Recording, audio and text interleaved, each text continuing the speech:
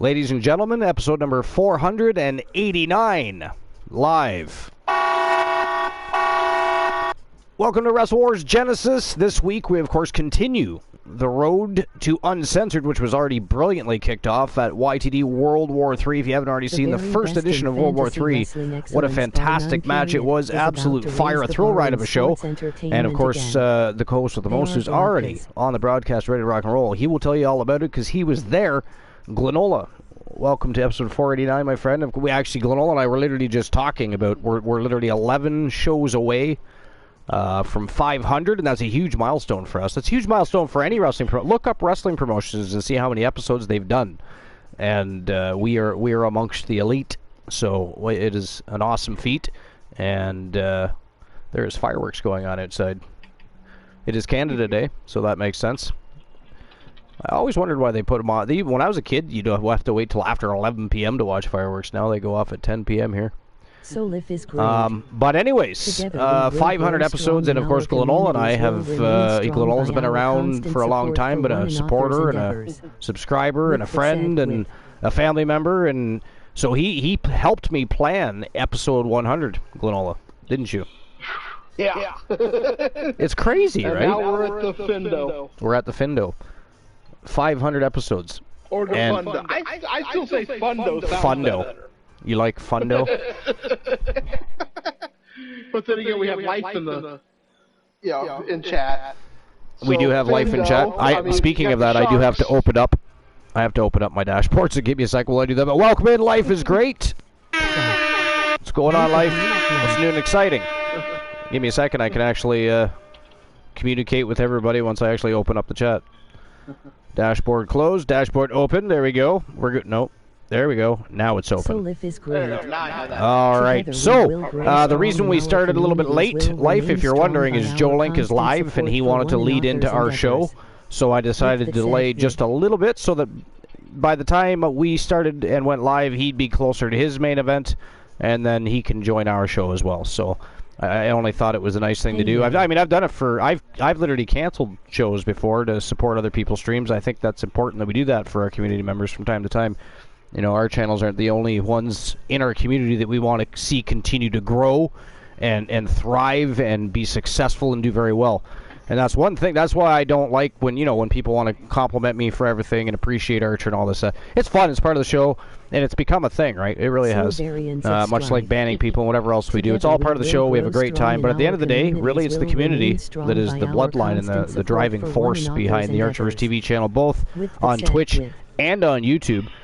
You know, I do put in a lot of work and effort, and that's because, I love all you guys. You guys are awesome, and you guys enjoy the shows, and the VOD views alone, both on Twitch and YouTube, speak for themselves. So I will continue to produce top-notch quality and continue to utilize my life sources, which, of course, are Glenola and Joe Link and the Turret Man.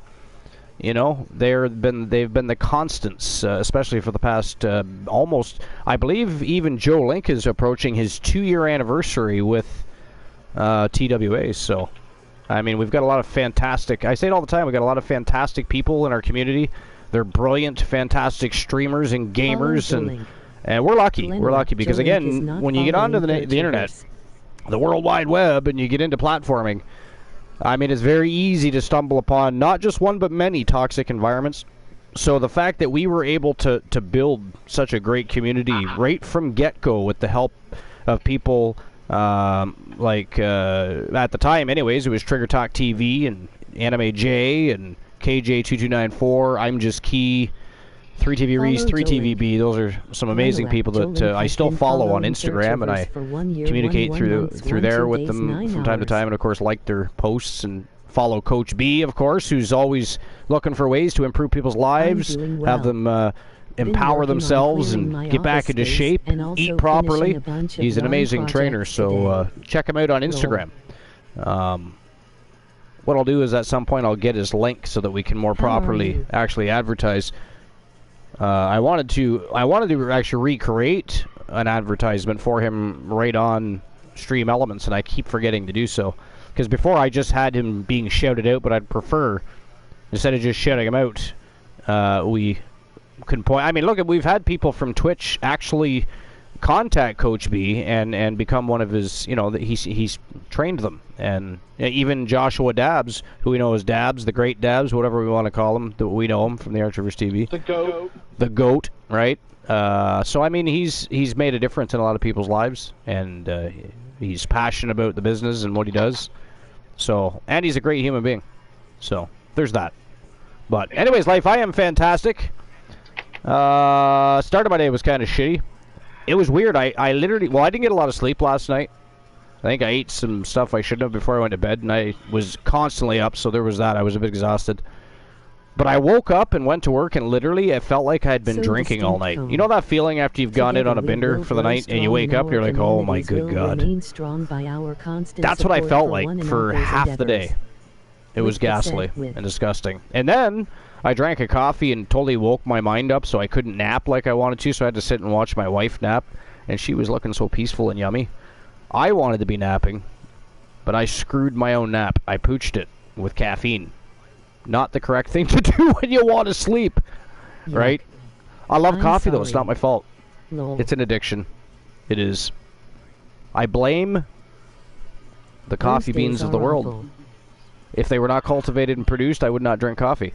See how that works? I should sue them. I should sue them. They continue to. They know it's addictive. To see a complete list of, you know, they continue to produce it. There's no good. And nicotine's a drug, by the way, for those that don't know that. You know, it's utilized as a drug for things, but so it's very addictive. We should all sue them. Thank you for the SO, Glenn. Can you imagine? It'd be like, who was it that, I can't remember now, who was that started that lawsuit against all those movie producers and wrestlers, and because they supposedly all conspired to kidnap her and her child, and this. I was like, what? And like she was suing everybody, the state of New York. Like she had, it was nuts, I tell you. Yeah. Like there's some, I don't know if there's methamphetamines involved there, but there's something wrong with that picture, you know what I'm saying? Variants of Strife is in the house. What's going on, Variants? Joe Link is lurking because he is still live. Distinct Cone, welcome in. Everybody's flocking in, good to see everybody. Strife, what's going on, my friend? As I told you, you know, rumor going around was that Humboldt's he did not approve of his attire, so he immediately had merchandise contacted. And his question was, what, have y'all ever seen a wizard in your life? So he fixed his problem. New merch. I mean, he had something handmade and given to him personally before he even left the building. But there was a lot of grief given to video production and wardrobe, and it was a bit of an afternoon. But tonight, Variants, you're going to see a bit of a different Humboldt's. He's still going to whoop some ass, I'm sure. And by the way, what do you feed him? What do you feed him? I mean, when he takes his robe off, the guy looks like he's chiseled out of granite. He can just snap his fingers. Chiseled out of granite. He would put a young Arnold Schwarzenegger to shame. What is going on there? Hello, DC. Variants Stride, Joe Link, and anybody else I may have missed. Well, Variants, I don't think he did that. He even wears clothes. You're lucky he even wears clothes. Nice. So we're going to have a streaking wizard at some point. Is that, you know, honestly, we did have a problem at one point. I think it was during the Archivers 3.0, or was it 2.0, when we had people coming out with no clothes on? I think it was early. Early 3? Early 3, or very end 2. Where, yeah, we had the same night, had two different people. I likely won't be joining the broadcast booth tonight. Life says, I likely won't be joining the broadcast booth tonight, but I'll be here in chat. Okay, Life, no problem. I mean, we don't force anybody. I mean, we do constantly invite Sir Jack the Greatest to join the broadcast booth, but, you know. He just, well, what can you say, Glenn, about Sir Jack? I mean, besides that. That's funny, though. I would not say that about Sir Jack. Lies. Propaganda. But anyways. I wouldn't say it. You know, I mean, he does serve his country. Yeah. So, I mean, you ain't a chicken doing that. But, yeah, I think he's a little... Humboldt's got his eating and workout routine from The Rock. Well, that makes a lot of sense. That makes a lot of sense. I mean... to be on the broadcast. Yeah, I think so too, because he will join the broadcast booth, but then as soon as we go live, he just runs away. The number to win a YTD Scampers. championship match is 0. But it's all right. I mean, nobody has to join anyways. Numbers have been changed. 501-066 still have not been touched. I think we changed them in the middle of the last show, though, to be fair, so that's why. Didn't we? Didn't I forget? You reminded me, didn't you? Play. Was that the last show? Life is great. Your I think numbers so. are I think so as well. 0. So those numbers should be good. I reminded you at the beginning of it. Yeah, or something like that. Fun channel rewards to 024, look at that. Life is already close to one of the... Life, why do you win so many jackpots? You need to start buying lotto tickets, I'm telling you. 057, Glenola sneaks in even closer. Play. Wow. Glenola, your numbers are 0. Well, sorry, Life. 7. Glenn just beat you out of that. There are some amazing and fun channel rewards. I mean, he's literally 9 away. The chosen S. Laugh. So, Play. I mean, I don't know what to tell Your you. numbers are 6. But that was pretty cool right off the 6. hop. First numbers drew right to that. 066, I think, is that the championship up, or is that the channel redemption? I forget. Hold on. Play. Oh, It's the channel, or sorry, it's the championship up. 501 is for the YTD, or sorry, is for the channel redemption. To choose from if because you are the that gives me skipping the back up to rest. 9 championship hops. Yeah. 9 of them? Jesus Christ. I mean, I used a few up on The Wolfpack Horsemen are set. Good luck variants of strife. 437 unlucky, 686 unlucky, 335 unlucky. And then I still have 13 channel redemptions. So I was having a brief look at the dirt sheets. Doesn't look like there's a whole lot going on. There will be a couple things to discuss, but other than that, it's there. So Money in the Bank PLE was tonight, so most of the dirt sheets won't be until tomorrow. But that said, tomorrow night is going to be the YTD Academy Grand Prix Wrestling Championship Tournament that we've been talking about for a couple weeks and haven't got to yet. So we're going to be doing that tomorrow night. Not really sure what time. I'm going to think somewhere around 9:30 p.m.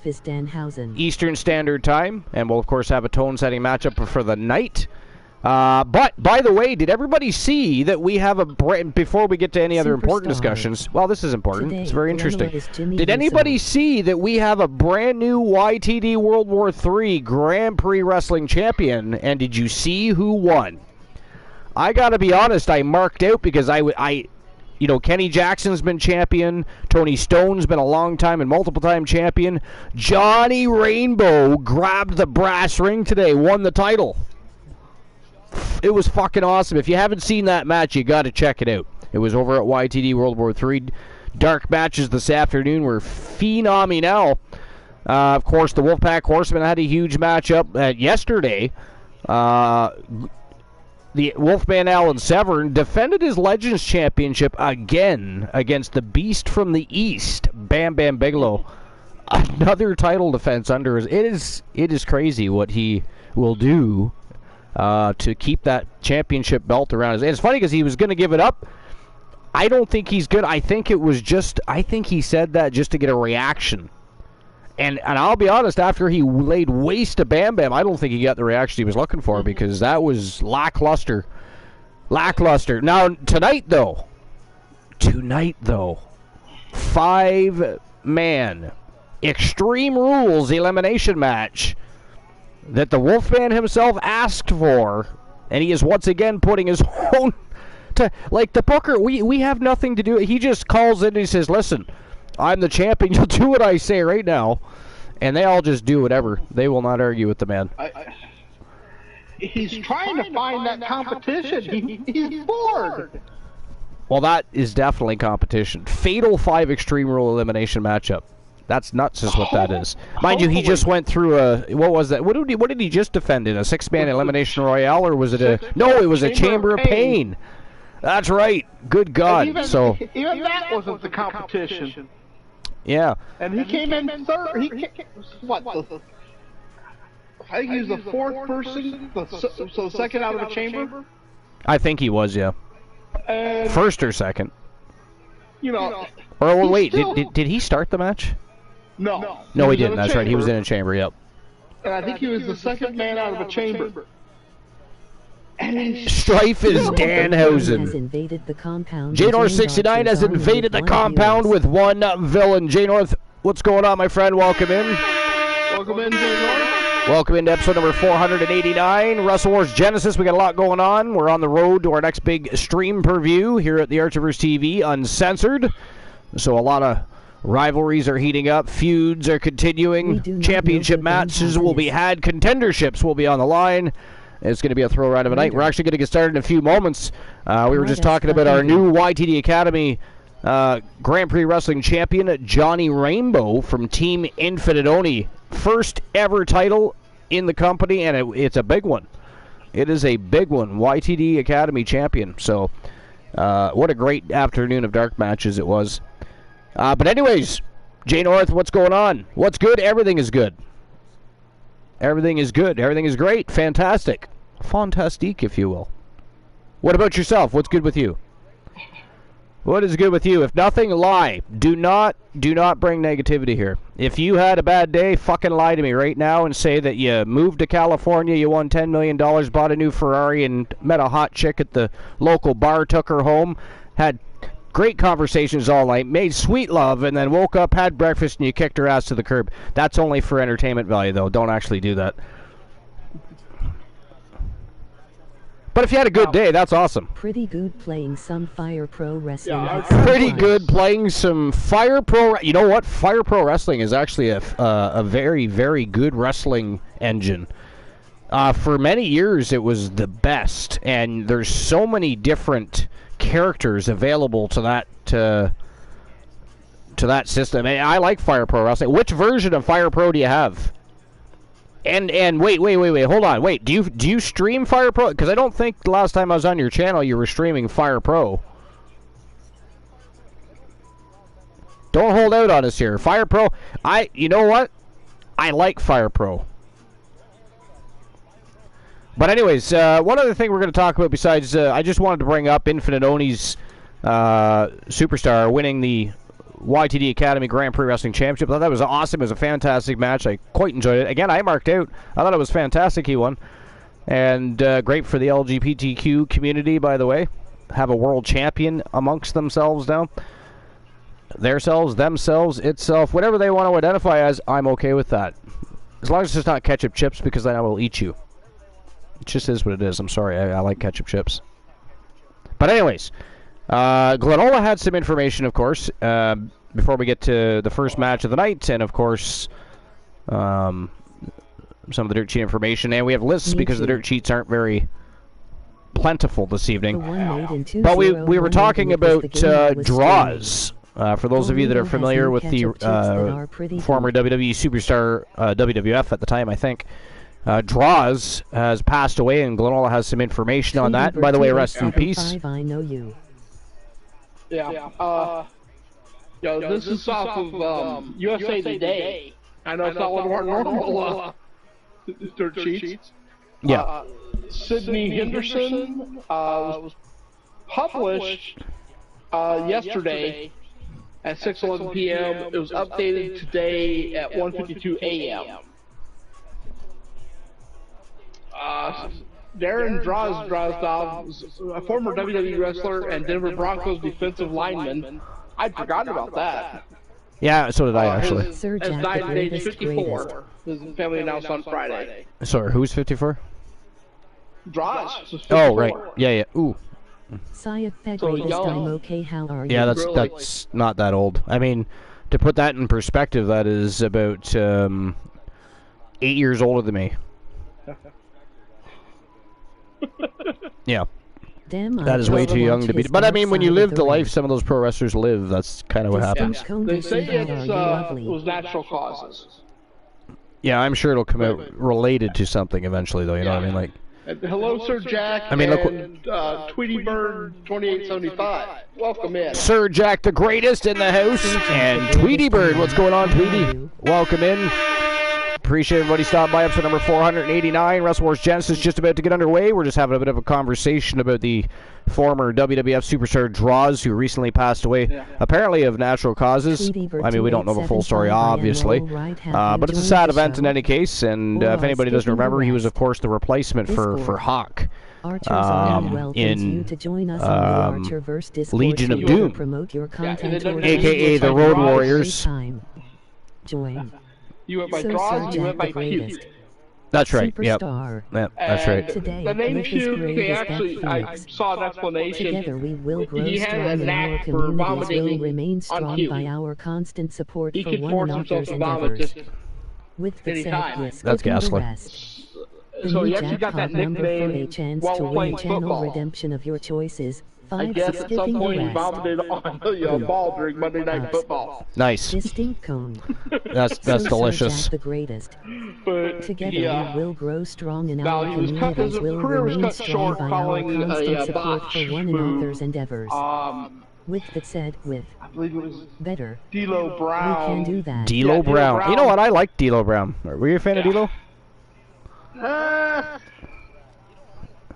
Let's just say he was somewhat entertaining, but I could take him or leave him. Yeah, I think a lot of people think that. I don't know. There was something about Yeah. D'Lo I always liked. But in 1999, Brown performed a power bomb and basically dropped him on his head. Yeah. So Fractured I'm. two vertebrae and paralyzed him from the neck down. Wow. And so the episode never aired. Well, yeah, they're not going to air that. Yeah. Now he did. They say he later regained movement in his upper body and arms. Oh, okay. But I wonder still how long he had to live like that, though. So Yeah. Well. either way, it's not a good ride. He says though, in 2014, Draw said he had no hard feelings toward D'Lo because shit happens, and everyone who gets involved in athletics, including WWE, knows the risks that exist. Yeah. Speaking of which, speaking of risks. And specifically points in time in life where I don't think it's a good idea. What does everybody think about, in my opinion anyways, AEW not taking the correct measures to protect Sting? Because Sting continuously gets hurt along with everybody else on the roster at AEW. Like, he's doing things at his age he shouldn't be doing in the ring. For instance. Yeah. Like, he just did a high-risk spot and, like, literally smashed his face off a table while doing it. And, like there's and we all know that for the last, at least, decade, Sting has had issues remembering sequences in the ring and other such things. So people have had to carry him, which is fine. They should. He's a legend. He's an icon. They absolutely should. And should he still be involved with the business? Yes. But I'm starting to think maybe it's time for him to stop wrestling. Because I love Sting. I would hate to see something bad happen to Sting just because he feels he can still go. Well, I feel like I could still jump in an MMA cage, but guess what? I'll tell you what. I'll fight you on the street. I can cheat. You ain't get me in that cage. But basically, we can't have you in the ring. It's too great of a risk. But train these people. Yeah. Train these younger guys. This way he can still get into some of that the physical activity of the business, but at a very lessened risk. Yeah. Because, Sting has so much to impart. Feel free to join the Discord and hopefully you enjoy the show. Tweety Bird says, Sir Jack, right now I'm just viewing for now, seeing how the show is. Skipping the rest. At this point, he should be a manger. Love Sting, and if he wants to do it, let him. Yo, Dedrick, what's going on? How you feeling, buddy? I know Dedrick had messaged me not too long ago, and he was having a bit of a rough go. He was in the hospital. How are you doing now, my friend? Hopefully better. Dedrick says love Sting, and if he wants to do it, let him. Yeah, I agree if he wants to, but they need to do a better job of protecting him. We're not suggesting he necessarily quits wrestling, although I'd prefer if he was stuck to managerial or GM of a show or something to that effect. But at least if you're going to allow him to wrestle, at least do a better job. Like, he doesn't need to be taking high-risk spots, for instance. Like, you know what I mean? Still in the hospital, but you got your tablet. Oh, nice. Joining us from the hospital. But how are you feeling? Well, I appreciate that. In the hospital, still watching the show. Awesomeness. But yeah, how you feeling? I'm alive. I'm alive. Well, this is a good thing. Yep. Otherwise, I'm speaking to a ghost, and that's just weird and a very strange way to start the show. If I'm to be honest. But anyways, yeah, what does everybody else think? Jay North, Sir Jack, anybody else? Do you have any opinions on Sting and what he should and shouldn't be doing inside of a wrestling ring at this point in time in his career? And while you guys are answering that, And, of course, Glenola and I are going to talk about some other things and get into some lists and other such things. You all know how it works around here. But it is time to get the show on the go. It is episode number 489 tonight. 11 shows away from 500. Wrestle Wars Genesis. We're going to continue the road uncensored. And we're going to get things rock and rolling, get the juices flowing, electricity rolling.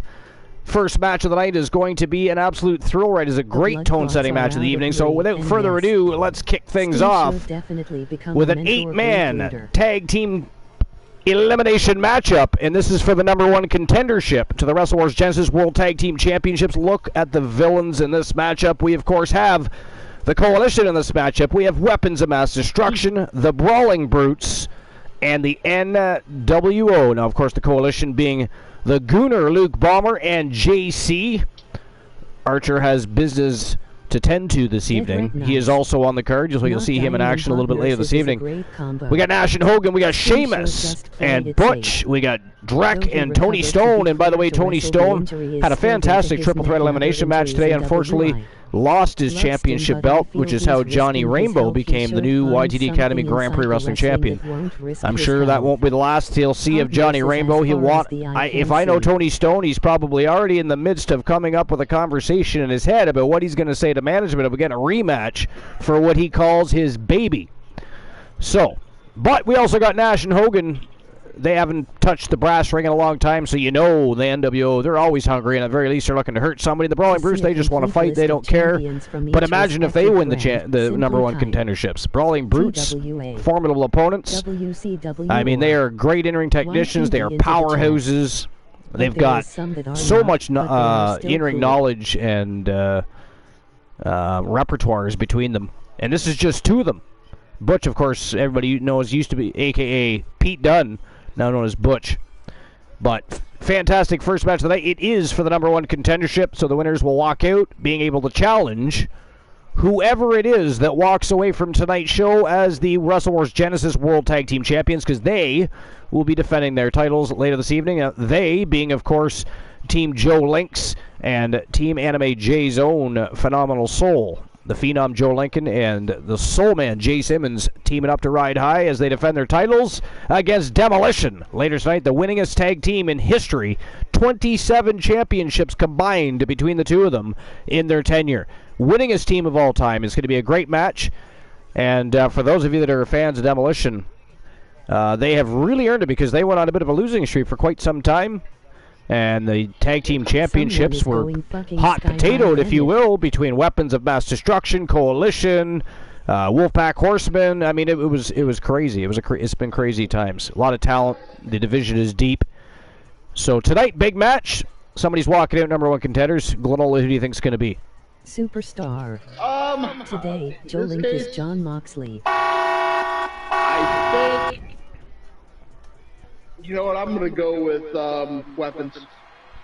You're going with Weapons? All right. Well, I mean, obviously the Coalition's in the match, but if the Coalition is not to win this match, fatal four-way tag team. Yeah, I'm going to go with them too. Introducing first. I think Weapons of Mass. Of 630 they just, I mean, they click. They click, and when they set their minds and create an agenda for themselves, quite often. They do tend to cash out. They take their chips and cash them in. Days, hours, and minutes for this match to start, and the countdown is almost over. Great, my beautiful. Mrs. Archer is still awake.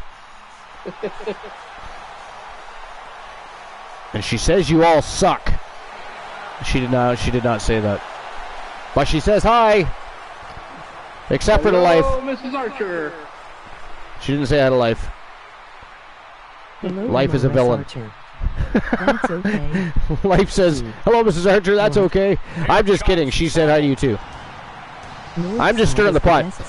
Tweebird says, love Sting, but I feel he's risking his health. He should find something inside the wrestling that won't risk his health. Tweebird, I absolutely agree with you. Sting is an icon and a legend of the business, and he should be protected. Take a look at the talent competition here. Now, I know that's one of the reasons that he left WWE. It wasn't that he was he had a great time in WWE. He got along with everybody, had no backstage heat. As a matter of fact, people looked to him like a leader, like The Undertaker, while he was there even. But he wanted to wrestle again and be more involved with in-ring action, and the WWE wasn't necessarily willing to allow that to happen. The only match they were willing to do at one point was Taker versus Sting, but that went way past when it needed to happen, and thankfully it didn't. So, because they wouldn't have been able to perform to the best of their ability, and the match would have been just for nothing. Or it would have had to have been another cinematic episode like they did with AJ Styles, which I did enjoy, but I don't do that very often. Variance of Strife says, loved Melissa Archer's match from earlier. That was good stuff. Yeah, it was a good match, actually. It was a good match. North side is the best side, Jay North says. Hey, Michael. Dedrick says, someone is going to go fucking sky high, damn it. He is making a prediction that Weapons of Mass Destruction are going to win the match. From Dublin, Ireland, weighing in at 267 pounds. Joker Sting is my favorite Sting. Janor says, Joker Sting is my favorite Sting. I did enjoy that. What I didn't enjoy was later on John Moxley kind of trying to do the same thing. Now mind you, it was Dean Ambrose. But I don't know. It's one of those gimmicks that once you've already seen somebody else do it, you've either got to nail it hard or all you do is think about the person that did it previously. And basically when he did it, I thought, well, it kind of sort of fits you, but Sting did it better. And not only did he do it better, he did a combination of the Crow gimmick and the Joker gimmick. I mean, that was brilliant. He wasn't exactly like a Joker. He wasn't exactly like the Crow character, right? He combined the two brilliantly. Whoever, I don't know if he came up with that on his own or if that was written for, I don't know. But it was brilliantly done. So yeah, I very much enjoyed Joker's thing. He was hilarious. But yeah, so back to what we were talking about earlier. Draws did pass away, and apparently it was of natural causes, and I'm sure they'll update us further when more information is available. But it's sad when anybody, past 54, that is not very old, you know what I mean? So, nobody should be dying that early, especially today. Especially today. If you want to, the 50s can be the new 30s. The information is readily at hand. You just have to want to not just read it, but utilize it, So, that's one thing I always said. It was, I'm not afraid of aging, but I want to age well. I want to be in good shape. I want to still look good for my wife. I want to still be able to perform like a young buck without having to take any pills. You know what I'm saying? All that's possible by just eating correctly, being happy, finding ways to enjoy life. Don't stop educating your mind, by the way. It's one of the best things you can do for yourself. Especially as you get into older age, things like dementia and stuff can creep in. But if you keep your mind active, it can help prevent. It can't eliminate the possibility, but it can. If your mind is active and still pumping neurons like it's supposed to, it's a lot less likely you're going to have memory issues at the very least. But find something. Yoga, a martial art. Martial arts is by far the greatest exercise and so good for the mind and body. Even if you don't do it to compete, you just do it for the simple enjoyment of learning.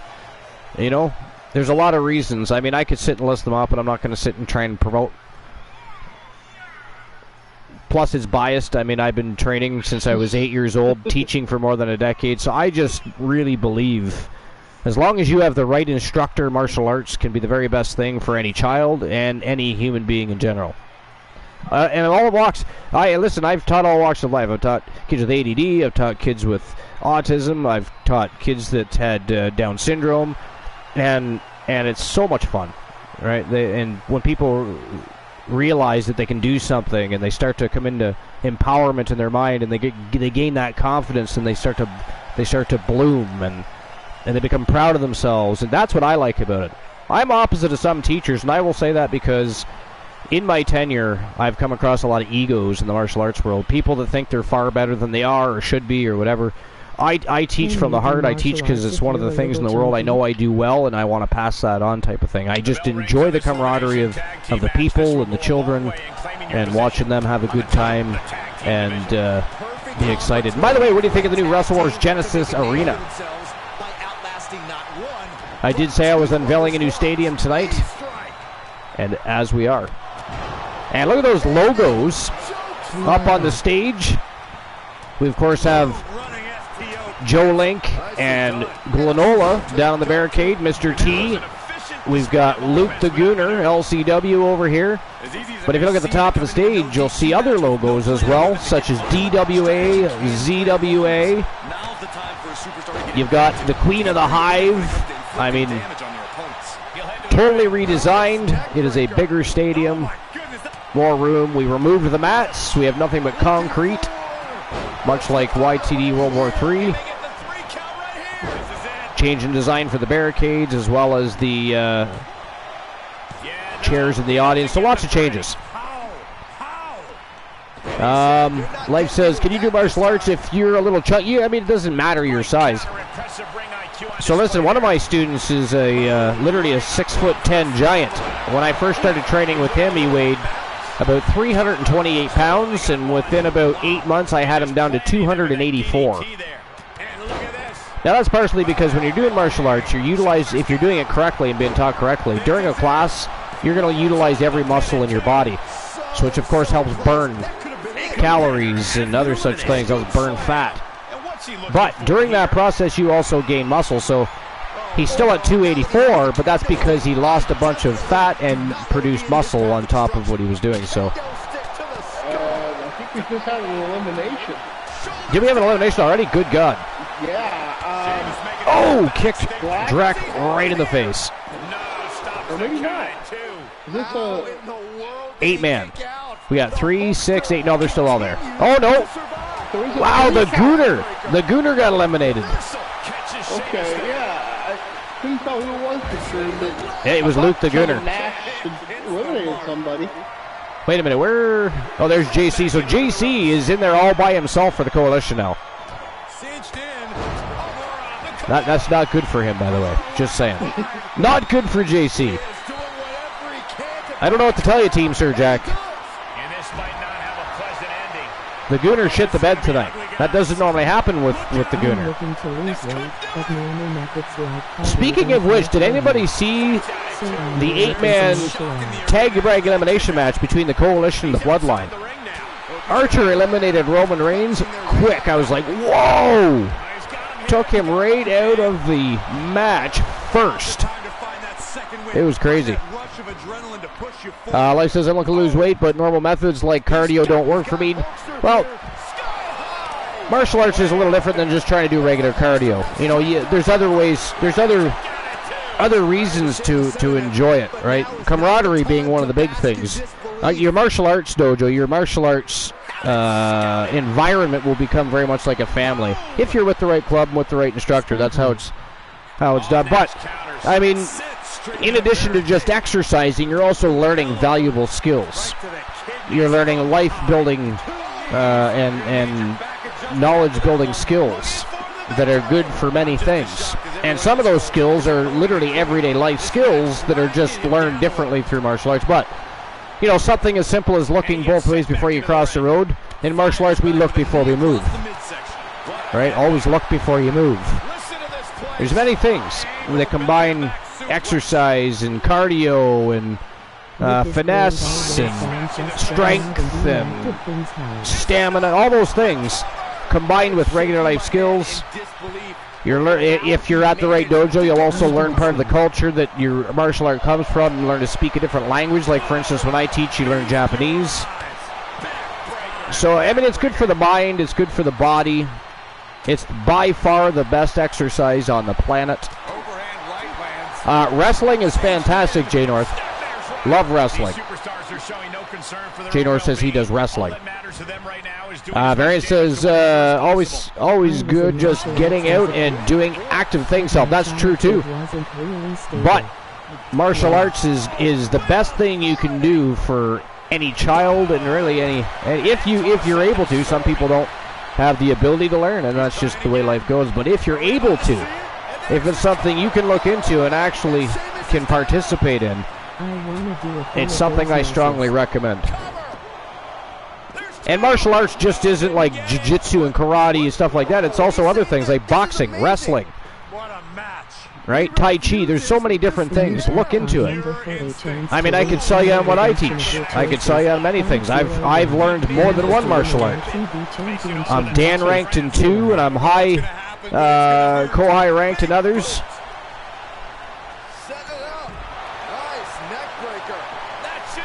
It's fantastic. It's a lot of fun. It's a lot of work, but it's a lot of fun. So my styles are primarily Shotokan, which is a Japanese style invented by and founded by Gichin Funakoshi. It's a combination of 2 styles, Okinawa and Hantei. And of course, he was a student of Jigoro Kano, so he combined Jiu-Jitsu and Judo with these. So this is if Shotokan's done correctly. Most Shotokan schools have chopped their syllabus and watered it down to kick, punch, break, brick, and it's stupid. I teach the real deal, and I teach both the old school version of and the modernization, so that you get a taste of both worlds, weapons, other such things. But I also learned Daito-Ryu, Chito-Ryu, Shorin-Ryu, and Budo Taijutsu.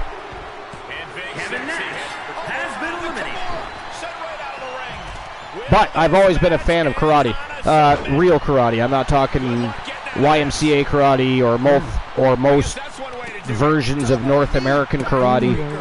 Most North American versions of karate are so watered down, you may as well just go take a yoga program. But if learned right, karate, I mean, look, a lot of champions in the UFC even are karateka backgrounds, and it's because next to boxing, it's the most lethal striking. Because we're very linear when we attack. We don't like to leave loose limbs. We don't like to flail and telegraph our movements. And we get in and we get out, and we fuck you up. But we also do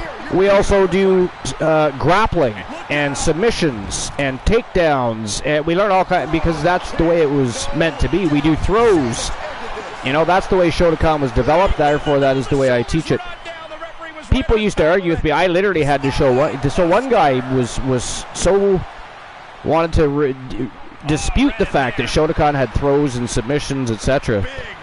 So I literally found a picture of Gichin Funakoshi performing a shoulder throw, and then another picture where he was doing a hip throw, another one where he was doing an arm bar. I said, listen, I don't know where you learned or where you got your knowledge from.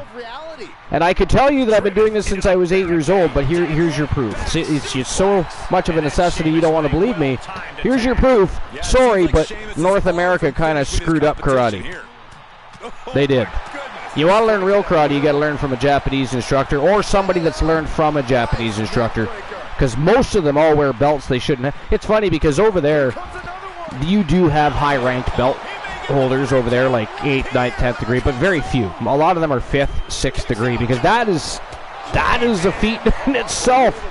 If you're trained properly and you do things the way they're supposed to be done, that is a feat in itself. It takes a long-ass time to get there. So they come over here, because I attend seminars. I haven't in a couple years, but I attend seminars and symposiums where thousands of us get together. The last time we had 32 countries under one umbrella, and we all shared knowledge. Is fucking awesome. I'm also very drunk the whole time usually, but anyway, not during the seminars because they would kill you, but afterwards, yeah, we're drunk, because if not, we're hurting units because we're being thrown around like we're 20 and we're not.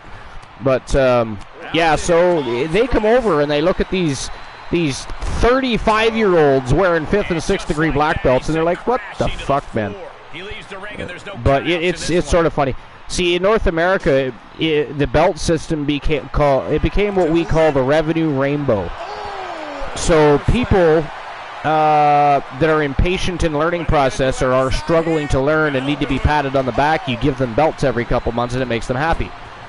Well, you know what makes me happy? Not teaching fake martial arts, so I don't do that shit. I don't do that shit. I can point to clubs that do, and you can enjoy your time wasting your paychecks there, but I will be cheaper, and you will walk away with real knowledge from my dojo. That's the difference. You will not be harmed for longer than a few moments. We have happy pain, but you will never be hurt in my dojo. I've never hurt a student in over a decade. So, you know. Fake martial artists piss me off just because I busted my ass for so many years to get. I even skipped gradings. Like, I could be a higher Dan ranking than I am, But I wanted to learn multiple martial arts. I love Shotokan, but I had to learn other martial arts. It's just something I had to do. And I'll tell you, amongst martial arts, there are a lot more similarities than there are differences. A lot of the differences are simply variation, perspective, simple things like that. Maybe somebody that learned something a little bit differently, or it was called something differently because of the language barrier, depending on the art, if it was Asian or Brazilian or Japanese, you know what I mean? Things like that happen, but yeah. But when it comes to just, like, for anybody that's looking for weight loss, listen, change your eating habits and find a martial art, and I guarantee you, you will see results in 6 months. 6 months. I could do it faster, but the way, you know, I'm not there. Call Coach B. He will help too. Good trainers help. But anyways, enough about that. But Variance did ask which martial arts that I practice, so. Life says I was a martial artist as a kid, but my childhood wasn't really stable. Or sorry, not a martial artist. She was in martial arts as a kid. Say, well, that doesn't really make you a martial artist. That just means you participated in one. I like people to say that. Yeah, I was a martial artist. I got to yellow belt. Oh. Awesome. I mean, at least they got to yellow belt. Don't get me wrong. Some people don't. Very few ever actually get to black belt without purchasing it. And that's fact. I didn't say I was yeah, well, back in the old day, back in the old day, you had to earn a white belt. Yeah, at my dojo, you still do. You don't even wear a gi in my dojo for the first couple weeks, because what's the point in putting on a uniform and becoming part of the family if you're not actually going to stay? That's the thing. Because, again, my methods of teaching aren't the same as others, so one of the very first things you do inside your first couple of weeks of training with me is you learn to take a hit. Like, nobody's coming in and driving you hard full force in the face, but you learn to take bumps. You learn to take hits. Because if you cannot take a bump or a hit or an accidental, maybe a slight backhand from a maneuver being performed, whether it be during Oyawaza, Bunkai, or whatever else, doesn't matter. You're really not going to do well out on the street. So better in an environment that is controlled and it can be done safely than out on the street for the first time. And believe me, it's very effective. I actually had a student once that told me that because of training, when they finally did get an altercation, they did end up having to defend themselves, but at first they tried to use just word of mouth and tried to, descale the situation, so to speak. But it didn't really necessarily work, so they ended up having to defend themselves. But because of training, they were able to do it more effectively than if they hadn't had training. They were able to take a hit, is what I'm saying here. Wow. Magic barrier. Oh, this is interesting. Sorry, what? Okay, finally. Joe Link was stuck around. You know what I just realized? JC is still in this thing. Tony Stone just got eliminated. I have not been paying attention. I've been reading the chat. In the barrier. Nice. His leg was trapped at the knee. Maybe Carino Farmer's around. So it's down to Butch and JC here? This is crazy. Wow. It's obviously worth everything. Obviously worth every drop of But no, Wow, didn't see that one coming. Yeah, sorry, what were you going to My brother say? was taking Taekwondo, and my dad decided he and I would join too. And Taking it outside the ring now. Real Taekwondo. Real Taekwondo is amazing. So Real Taekwondo is basically Korean version of Shotokan from Japan. Now, modern is so focused on sporting that it looks more like a ballet practice at times than it does a Taekwondo class. They're focused more on jump spinning kicks in the air, breaking boards, and all this garbage. Like, it's just... And don't get me wrong, we've all done stuff like that, especially when we were younger. Line a bunch of your students up, run and flip over them just so they get a cheap pop for the evening. You do stuff like that for your students, but when all you do is focus on that, and like you start utilizing things like that as part of your grading efforts and stuff, it's like, come on, man, you're just being lazy. I mean, there's people out there that don't think they could ever do a backflip, don't ever think they could do this, and they could do. Trust me, you can. Right? It just takes a little bit of time, effort, and practice. That's all.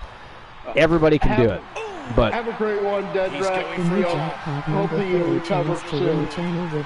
All right, Dedrick, have a good night. Thanks for stopping by. Hopefully you're out of the hospital soon. Rest up, my friend, and speedy recovery. Speedy recovery. As saying, my dad did one class. I did 1 month, 2 classes a week. Yeah.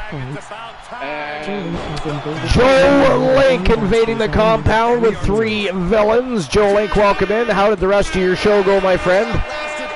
Wow, look at that. The Brawling Brutes, ladies and gentlemen, have picked up the big W. They are your new #1 contenders to the Wrestle Wars Genesis World Tag Team Championship. Congratulations to Butch and Sheamus, the Brawling Brutes. Wow, came down to JC from the Coalition and Butch. Didn't see that one coming. That's crazy. That is crazy. All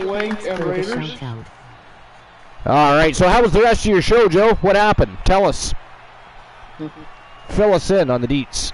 I gotta take care of my dog's ruler. You gotta take care of the dog. I'm going to take my dog. All right. It was great. Fantastic. Distinct Cone lurking. Joe Link lurking. All right.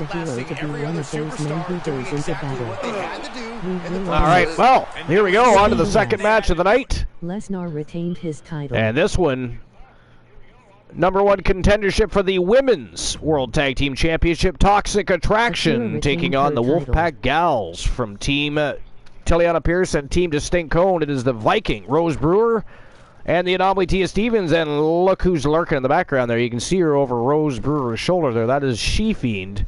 Wonder what the hell is up with that. If I were Toxic Attraction, I think I'd be keeping my eyes open at all times and growing some in the back of my head. Anytime She-Fiend's around, something goes down. Not necessarily what you want to go down either. So, but anyways. She-Fiend is now over at the Queen of the Hive, by the way, over at Honeybee Wrestling. Running wild over there with the Vixens, the villainous Vixens at that. A bunch of savage beasts over at Honeybee Wrestling's channel. She is the very best all-women's wrestling promotion on Twitch. Make sure we... Can we get a shout-out, actually, for Honeybee Wrestling, please? Her and her husband do have... Well, actually, I don't know how much her husband has to do with it or anything, but they have a very, very, very good all-women's wrestling promotion over there. Fantastic matches. The community is great. Joe Link says Trish Stratus became the new #1 contender to the Women's Championship. Nice. Akira retained her title. Lesnar did what? Is it all one word, Archer, or is it... Oh, never mind. Will remain strong by our yeah, Honeybee. Oh, thanks, Sir Jack. Appreciate that. With that said, with. All right, so here we go. Second match of the night. Them. They're a new sign. New hires. They're starting out in the wrestling world. And they're gonna fight the Wolfpack Gals, Glenola. What do you think about that? Hey? Good Lord. Toxic Attraction versus the Wolfpack Gals is next. What does the Wolfpack say to any fight? Oh, my God. All right. I'm going to take a short hiatus and have some of my drink. And I'll be right back, but... Is that what they're calling it now, Archer? Is what? Is that what they're calling it now? A hiatus? That's a hiatus. That's what we're going with. It is what we're going with. In the meantime, Golden Gamer's in the house. What's going on, Golden Gamer? Welcome in, my friend. If you guys want to tell some jokes, I will read them live when we come back. And by the way, Glenola, see how we were talking about it earlier? We didn't really touch base on it too much the last show or the show before that. We should have a look at the jokes section on Discord. Because there's a shit ton of jokes. Yeah, we should. All right, anyways, I'll be right back. Over NXT. It's just a matter of time before they do the same to the rest of WWE.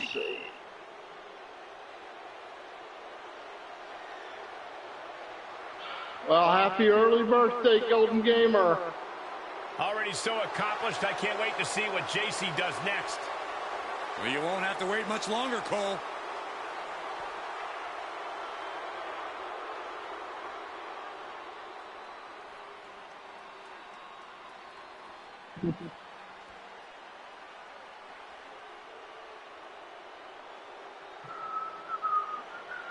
Emoji smiling face with smiling eyes. Things are about to get toxic. Here comes Gigi Dolan. And her partner, representing Toxic Attraction, from Atlanta, Georgia, Gigi Dolan. Dolan competed in some of the top independent promotions, earning some of the biggest women's titles outside of WWE.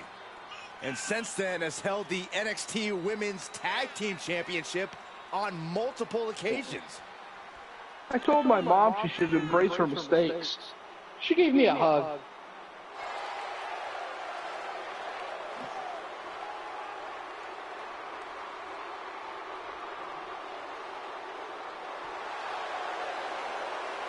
Don't let the looks fool you. Dolan can be as tough as nails in the ring. And with If a mind gets arrested, do they need to tell him he has the right to remain silent? Can stop her.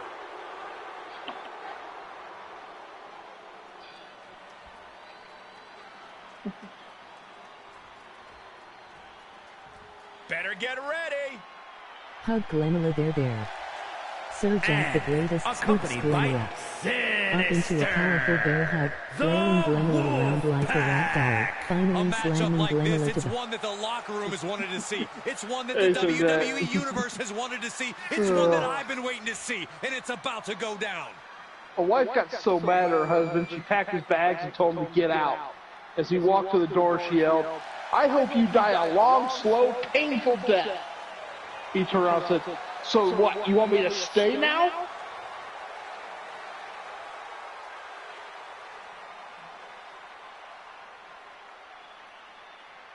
Haha.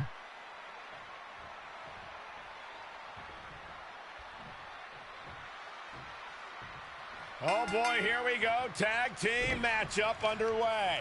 There is a tremendous amount of trust that goes with being a tag team. Your future is That's a not good only in one. your hands, but in the hands of your partner as well. That's something to keep in mind during this Rose one. Brewer is the scariest person on the roster. If you survive Across her, the top consider rope, all yourself the way lucky. to the floor. Oh! Targeting the throat there. Here we go. Inverted DDT. Lights out. Oh! Oh, straight forearm.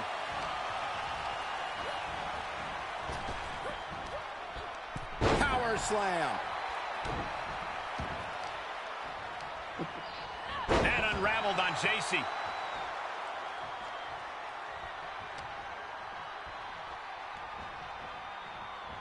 She definitely is a little bit scary, but,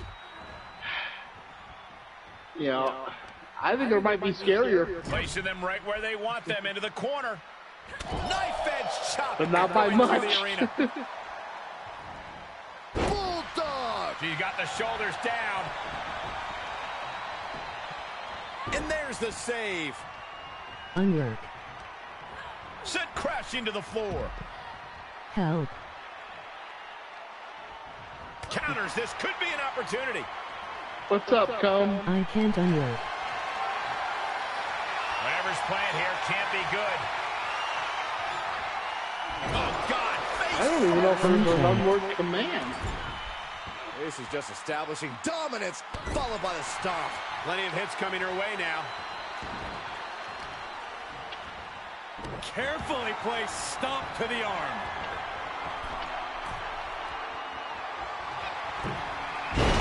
Straight to the body. That might have knocked Jane out for good. For the win. 2. She kicks Pulls out. DC back into the chat and out of the way. Perseverance is unreal, preserving her opportunity to keep this match alive. That was a great opportunity to put this one away, but it The slipped right Steve through her Point stuck in fingers. Batman mode. Laugh. Yeah, Steven got a little bit screwed there. The ref just kind of stood there for a minute and Punch, then ugly, but waited to effective start counting. response. There was at least a 5 count. Penalty kick. Glenula, thank you, Glenn. She is just desperately trying to fight out of it. Anytime, DC. Ooh, she hit the corner hard. And that definitely made solid impact.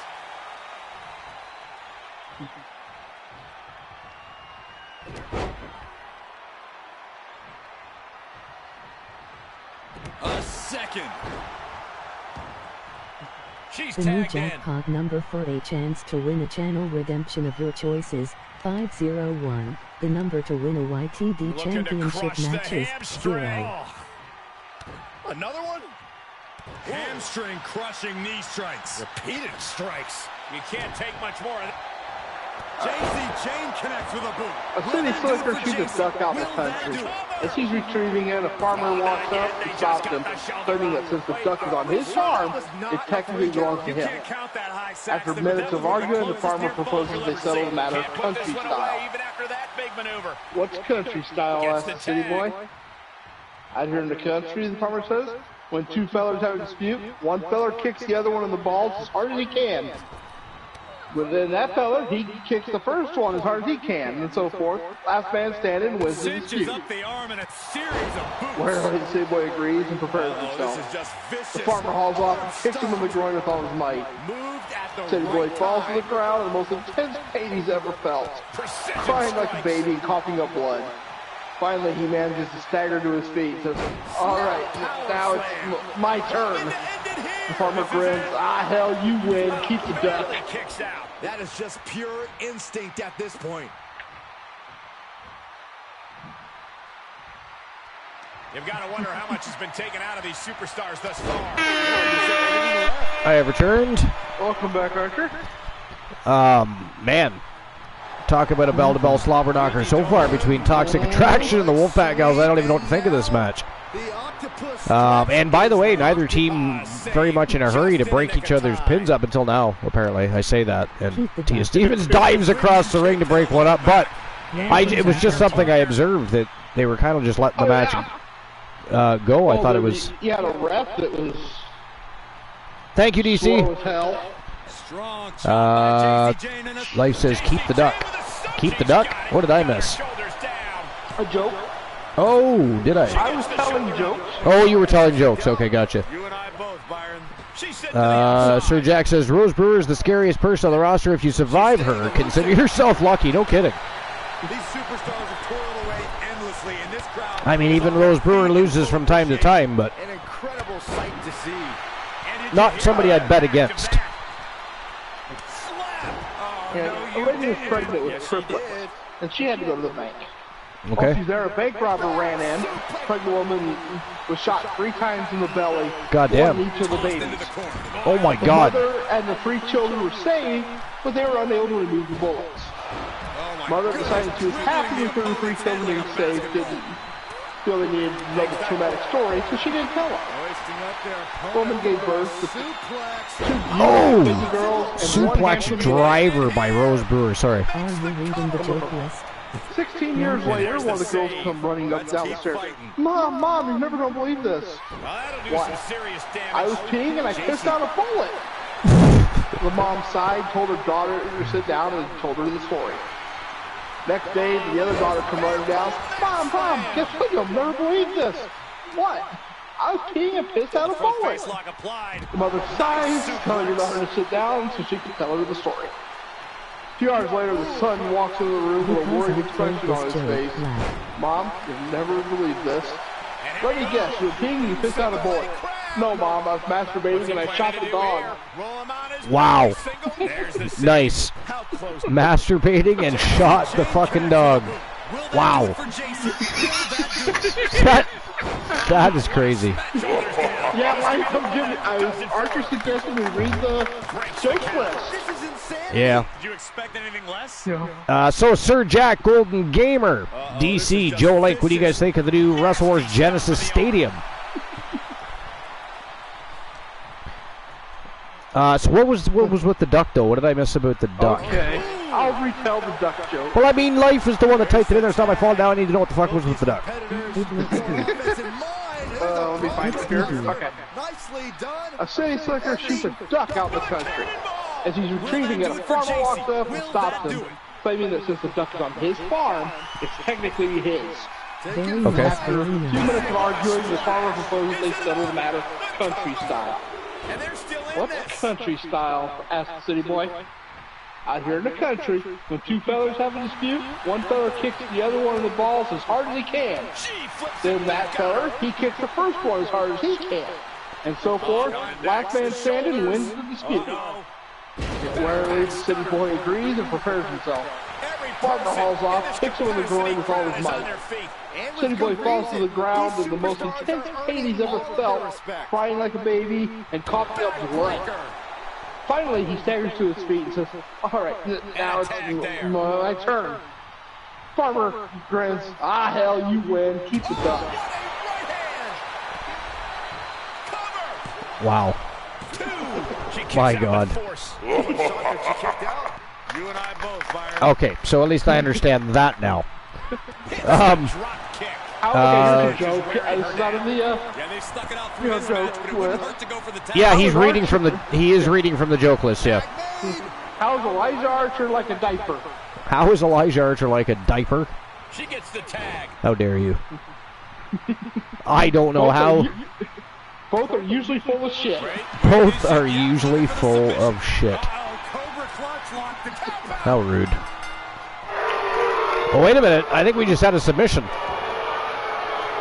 Yeah, we did. That is it. That is all. Ladies and gentlemen, the winners of the match and new #1 contenders to the YTD World War III World Tag Team Championships. It is the Wolfpack Gals, the Viking, Rose Brewer, and the Anomaly Tia Stevens. Winning again, on the right path again. Can they claim gold again, Glenola? That's your team, so I guess you're biased, but are they ready for the World Tag Team Champions? The Wolfpack is always ready for a fight. And now they have apparently She-Fiend. I mean, I know it's been a week, I guess, since she's been kind of showing her face around the Wolfpack. So is she a legit member of the Wolfpack Gals now, or is this like what's going on with? I mean, because they really need She-Fiend in there. We got the Viking Rose Brewer already there. They're testing her out to see how she fits in. That is two scary women right there. I'm not saying Tia in her own right isn't scary, but she's more scary on an intellectual and what she does in the ring. Where the Viking Rose Brewer and She-Fiend are just flat out scary. I mean, you got the She-Fiend, they're looking at. They're also looking at, I forgot her first name. Riley. Roxanne Riley? Roxanne Riley, yes. Speaking of which, she is our next match of the evening against Lacey Evans. 1v1 Falls Count Anywhere. The winner is going to receive a shot at the Women's Television Championship next Saturday. So Roxanne Riley looking to grab the brass ring for the very first time. Yeah. There is a new member of the Wolfpack. Though, I guess you can't say there's a returning member yeah. You know, oh, the but Dark you Queen don't of look at Chaos. the blades, how rude. Sir Jack says, "Oh, but you don't look at the blades. How rude!" Well, I mean, the blades are the, are they? They're champions right now, are they not? Lol. I forget. Are the? I know. No, they're not. The Outlaws are double tag team champions. That's right, because Amber Extreme attempted to defeat Awesome Kong today for the Pure Wrestling Championship, and she did not complete her agenda. She would have became a Triple Crown champion. She's got some anger issues, though. It did not pan out. Close, but no cigar. Awesome Kong retained her title. Sir Jack, the Wolfpack is always looking at people, but you never know what they're looking for. Life says Rox is chill. She's got some anger issues, though. I can't imagine. Oh, yeah. Not at all. But, alright. It's the spring of 57, and Johnny goes to pick up his date. He's a pretty hip guy with his own car. He's at the front door. Girl's father answers and invites him in. Harry's not ready yet, so why don't you have a seat? From Green Bay, That's cool, says Johnny. Sorceress Harry's father asks Johnny what they're planning to do. They try to play politely, they'll probably just go to the soda shop or a movie. Terry's father's like, why don't you go out and screw? I hear that all the kids are doing it. That just kind of comes as a surprise to Johnny. So he asked Kerry's dad to repeat what he said. The new jackpot number for a chance to win a Kerry channel really likes to redemption screw. virtual She'll screw all night if you let her. 501. The number to I win make Johnny's eyes light up. championship His match plan for is the evening is 0. beginning to look pretty good. A few minutes later, Kerry comes downstairs in her little poodle skirt and announces she's ready to go. Almost breathless with anticipation, Johnny escorts her out to the front door. About 20 minutes later, Kerry rushes back in the house, slams the door behind her, and screams at her dad, Damn it, Daddy, it's called the twist! It's called the twist. Wow. Good old Johnny jokes. Sir Jack says, Alice is single if that helps life. If it helps with Roxanne's anger issues. 869 unlucky, Sir Jack. 501 and 066 is what you're going for. Now, Glenola is sitting with a 057, wasn't it? And from Paris Island, South Carolina. So he's in the lead right now for the YT Academy Championship up. Nobody has come close to the Channel Redemption Reward, though, as of yet. Anyways. Like her or hate her, Lacey is as tough as they come. But yeah, so anyway. Did anybody watch the Money in the Bank PLE today? Am I unlucky or are your numbers wrong? We do have the results for that, by the way. I did. WrestlingNews.co was already published it. Michael no Charute. longer asking for respect. She's going to beat the respect out of every woman on the roster. Who's going to stop her? So, let's see here.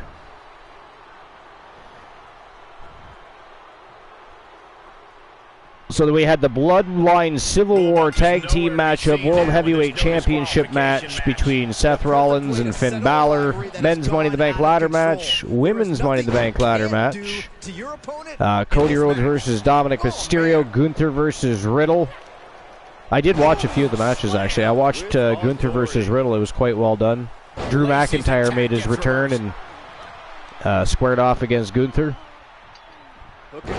So it looks like we're going to have an Intercontinental title program between him and Drew McIntyre. I'm still hoping they let Gunther retain that title for at least another 10 weeks. Because then he beats the Honky Tonk Man's record and he becomes not just the longest Intercontinental Championship of the era, as they said, I believe it was, but of all time, because nobody has held it longer simultaneously, consecutively. Not simultaneously, consecutively, as the Honky Tonk Man did, and he did that for, I believe it was 64 weeks, was it? I think it was something like that. So anyways, from the coverage, and I won't read it all, but the men's Money in the Bank ladder match had Ricochet, Shinsuke Nakamura, LA Knight, Santos Escobar, Butch, and Damian Priest, and of course Logan Paul was also in the match. And it ended up being Damian Priest that won the matchup. It says Ricochet versus Shinsuke Nakamura versus LA Knight, Escobar, Butch, Damian Priest, Logan Paul. Logan Paul got booed by the crowd no matter what he did. The other participants took every opportunity to gang up on him throughout the match. LA Knight was extremely over with the crowd. Knight gave Escobar the blunt force trauma and threw Escobar over the top rope. Knight made his way to the top of the ladder and had his hands on the briefcase, but Priest gave him a broken arrow off of the ladder. Priest then climbed the ladder again and grabbed the briefcase to win the match.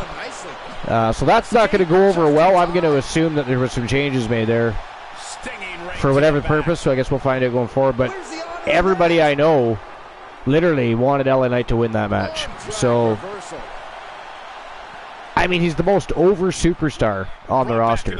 So, I don't know. Maybe they have other plans. And it's not like he needs the Money in the Bank briefcase to move forward. But it would have been cool if he had had it. You know what I mean? I mean, it could have been fun.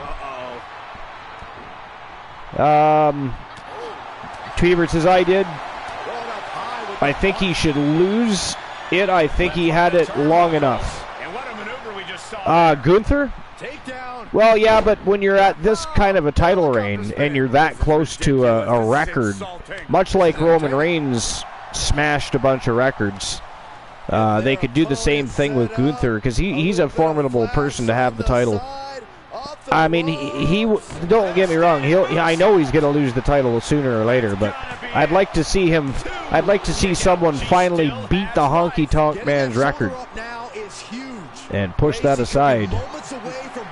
And it's somebody from the modern era that actually has a record other than Roman Reigns. Life is Great says another 2 count for Roxanne. Ooh, Jesus Christ. I don't know, but Lacey Evans just dropped Roxanne like a bad habit right there. That was a nasty right hand right to the jaw. Holy shit. But he will lose that title at some point.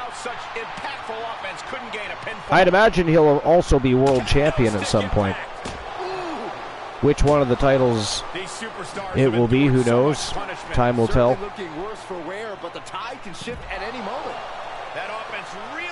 But most people really like Gunther, so.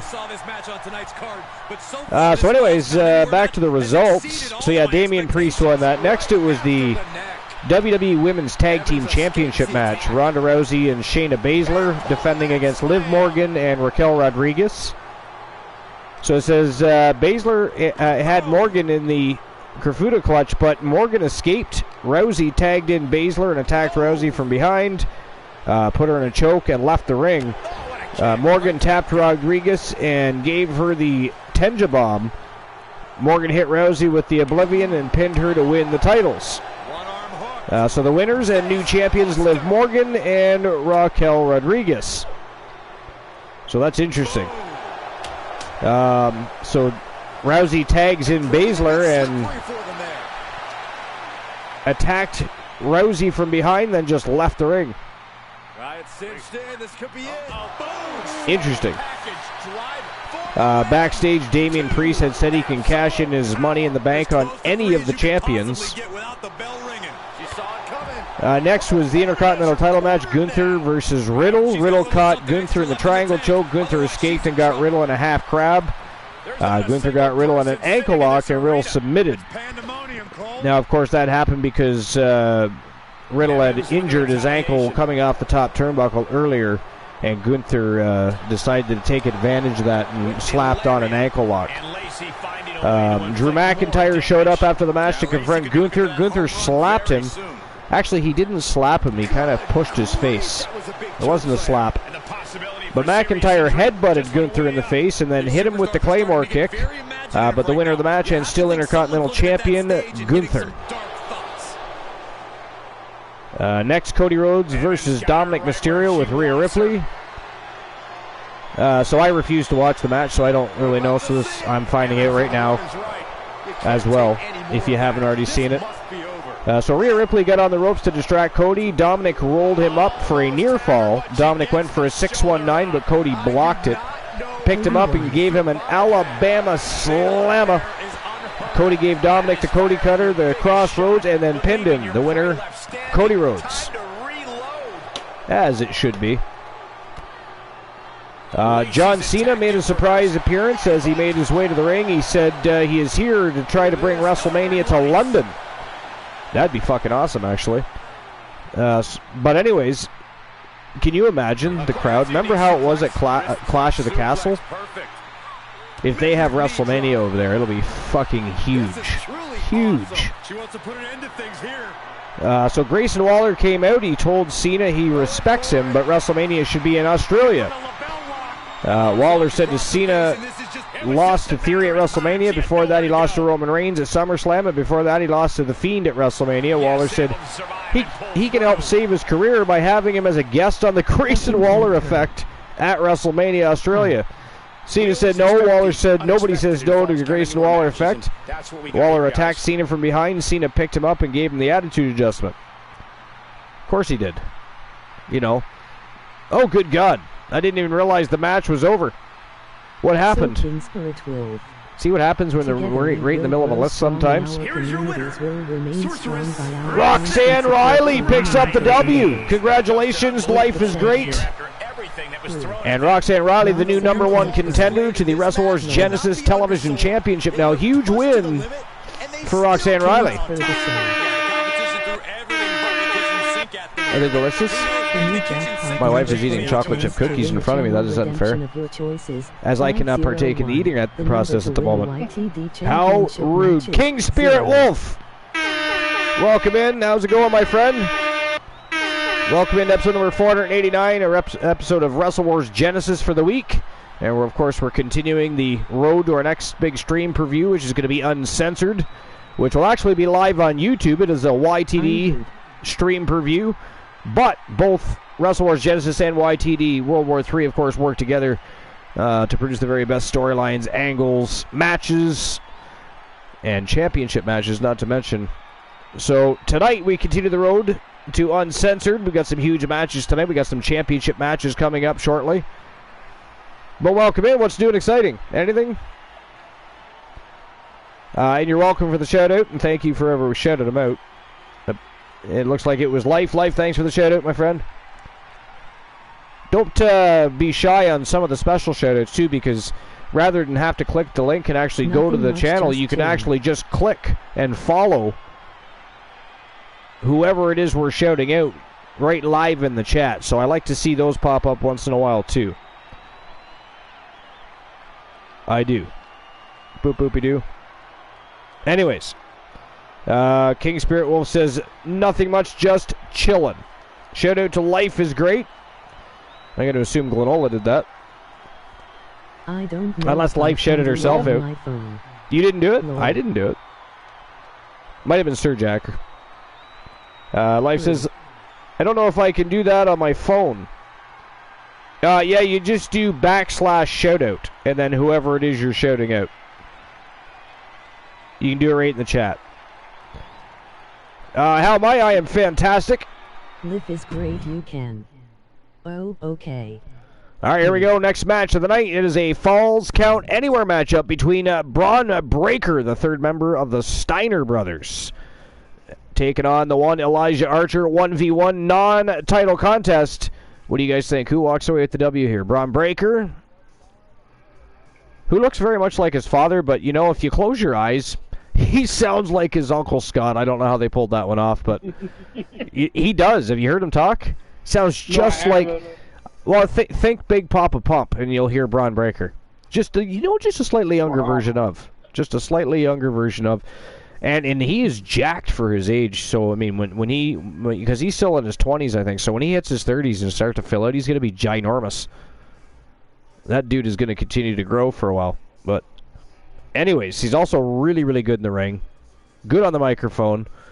I mean, he clearly learned well from his now shamed father, unfortunately. Making comments that somebody of his stature should know better than. It's not that they shouldn't. Everybody's human, but they should know better than to say certain things. Especially when you've got a ginormous fan base still after all these years. You're working for a global company that you're working together to endorse other companies and sponsors and networks. You know? There's being human and then there's being stupid, unfortunately. Now, thankfully, Braun Breaker not in any jeopardy, he's not under any heat, and he himself says he does, whatever his father says or does not represent him. So, and I'm glad that the company sees that, because I've seen it in the past where, people get released due to something somebody they're associated with has done, but it happens to bring them to the limelight as well. So, I'm glad we're still, evolving the company and the business so it doesn't allow for things like that to happen. But Life says, what the hell what? I have no idea. Life is great, you can. Oh, okay, neat. We must be still talking about the shoutout on the mobile device, I'm assuming. Yes, so. Yeah, I think so. All right, anyways, here we go. Next match of the evening. It is Braun Breaker versus the one Elijah Archer. Let's go. Alrighty. Shout out is not a recognized command. Shout out is not recognized command. Did you want to shout out one word? A true blue It's all one word, not two. Backslash, and then you did? Glenn, I'll let you try it and see if it works for you. Lip is great in one word, shout out. Because it should work. The following is Well, who gave the shout out to Life? So obviously it's working, I guess. So there's that. But yeah, Glenn, you try it and see if it's working for you. Weighing in at 230 pounds, Braun Breaker.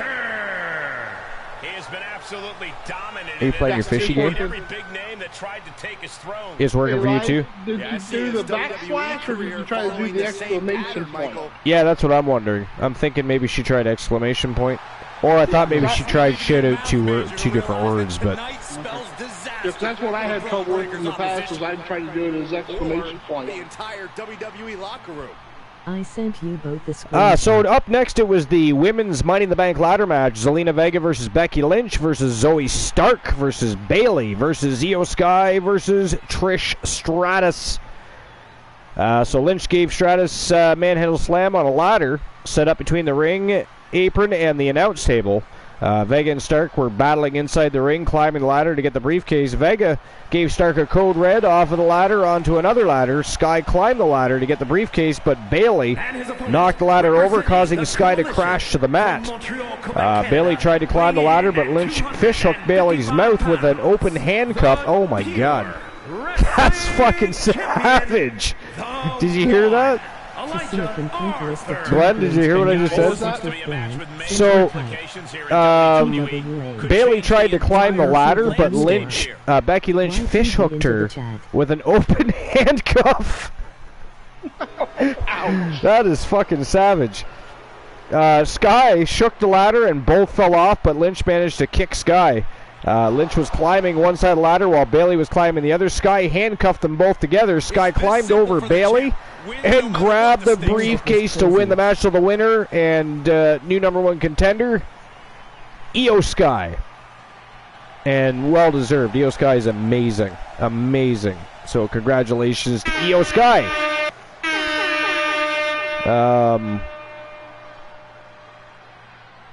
Alright, so next it is the World Heavyweight Championship match. Seth freaking Rollins, the champion, versus Finn Balor. Rollins hit the pedigree on Balor for a 2 count. Priest came down with his Money in the Bank briefcase and sat on a chair near the announce table. Rollins went to confront him, but Balor attacked Rollins from behind and gave him a coup de grace off the announce table and another one off the ring steps. Balor threw Rollins back in the ring as Balor was setting up for the coup de grace off the turnbuckle. Priest got to his feet. Balor asked him what he was doing. Balor went for the move on Rollins, but Rollins moved out of the way. Rollins gave Balor the curb stomp and pinned him for the win. So the winner and still world champion, Seth Rollins. And good God, I just looked up for a second, and Archer flying across the ring with a flying forearm took Braun Breaker right off his feet. Oh, speared the turnbuckle. I bet you that didn't feel good. Anyway. So Kevin Owens and Sami Zayn were interviewed in the press box. Zayn said tonight is the night that Roman Reigns gets exactly what is coming to him.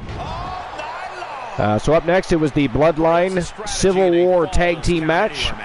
The Bloodline, Roman Reigns and Solo Sikoa with Paul Heyman versus the Usos, Jimmy and Jey Uso.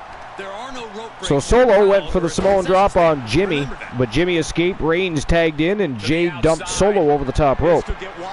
Jey clotheslined Reigns over the top rope and dove through the ropes on him, and immediately dove through the other side of the ring on Solo. Jey went on another dive through the ropes on Reigns, but Reigns hit him with the Superman punch. Reigns got in the ring and hit Jey with another Superman punch. Jimmy tagged in, and both Usos speared Reigns. Jimmy went for the pin, but Solo broke up the pin. Both teams slugged it out. Jey threw Jimmy into the ring post.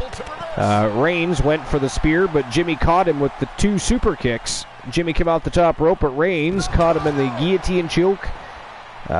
Jimmy pushed Reigns in the corner. Jey tagged in. Reigns caught Jimmy in the choke again. Jimmy pushed forward to try to escape, and they collided with the referee. The Usos gave Reigns the 1D, but the referee was knocked out. The Usos went up to the opposite corner. Solo knocked Jimmy down. Reigns and Solo gave the Usos a double Uranagi.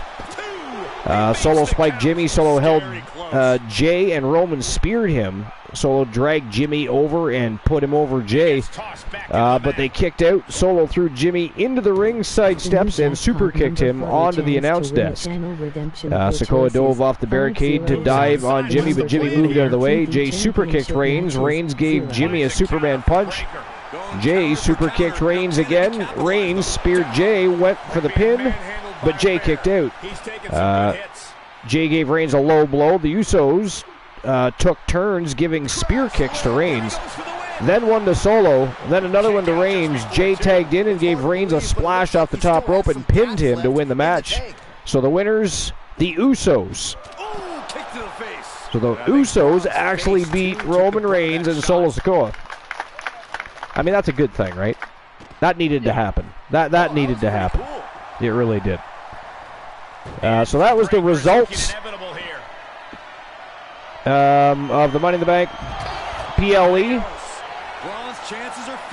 Again, it was from the UK. Coverage started at 3 p.m. Eastern today. But Damian Priest was the winner of the men's Money in the Bank ladder match.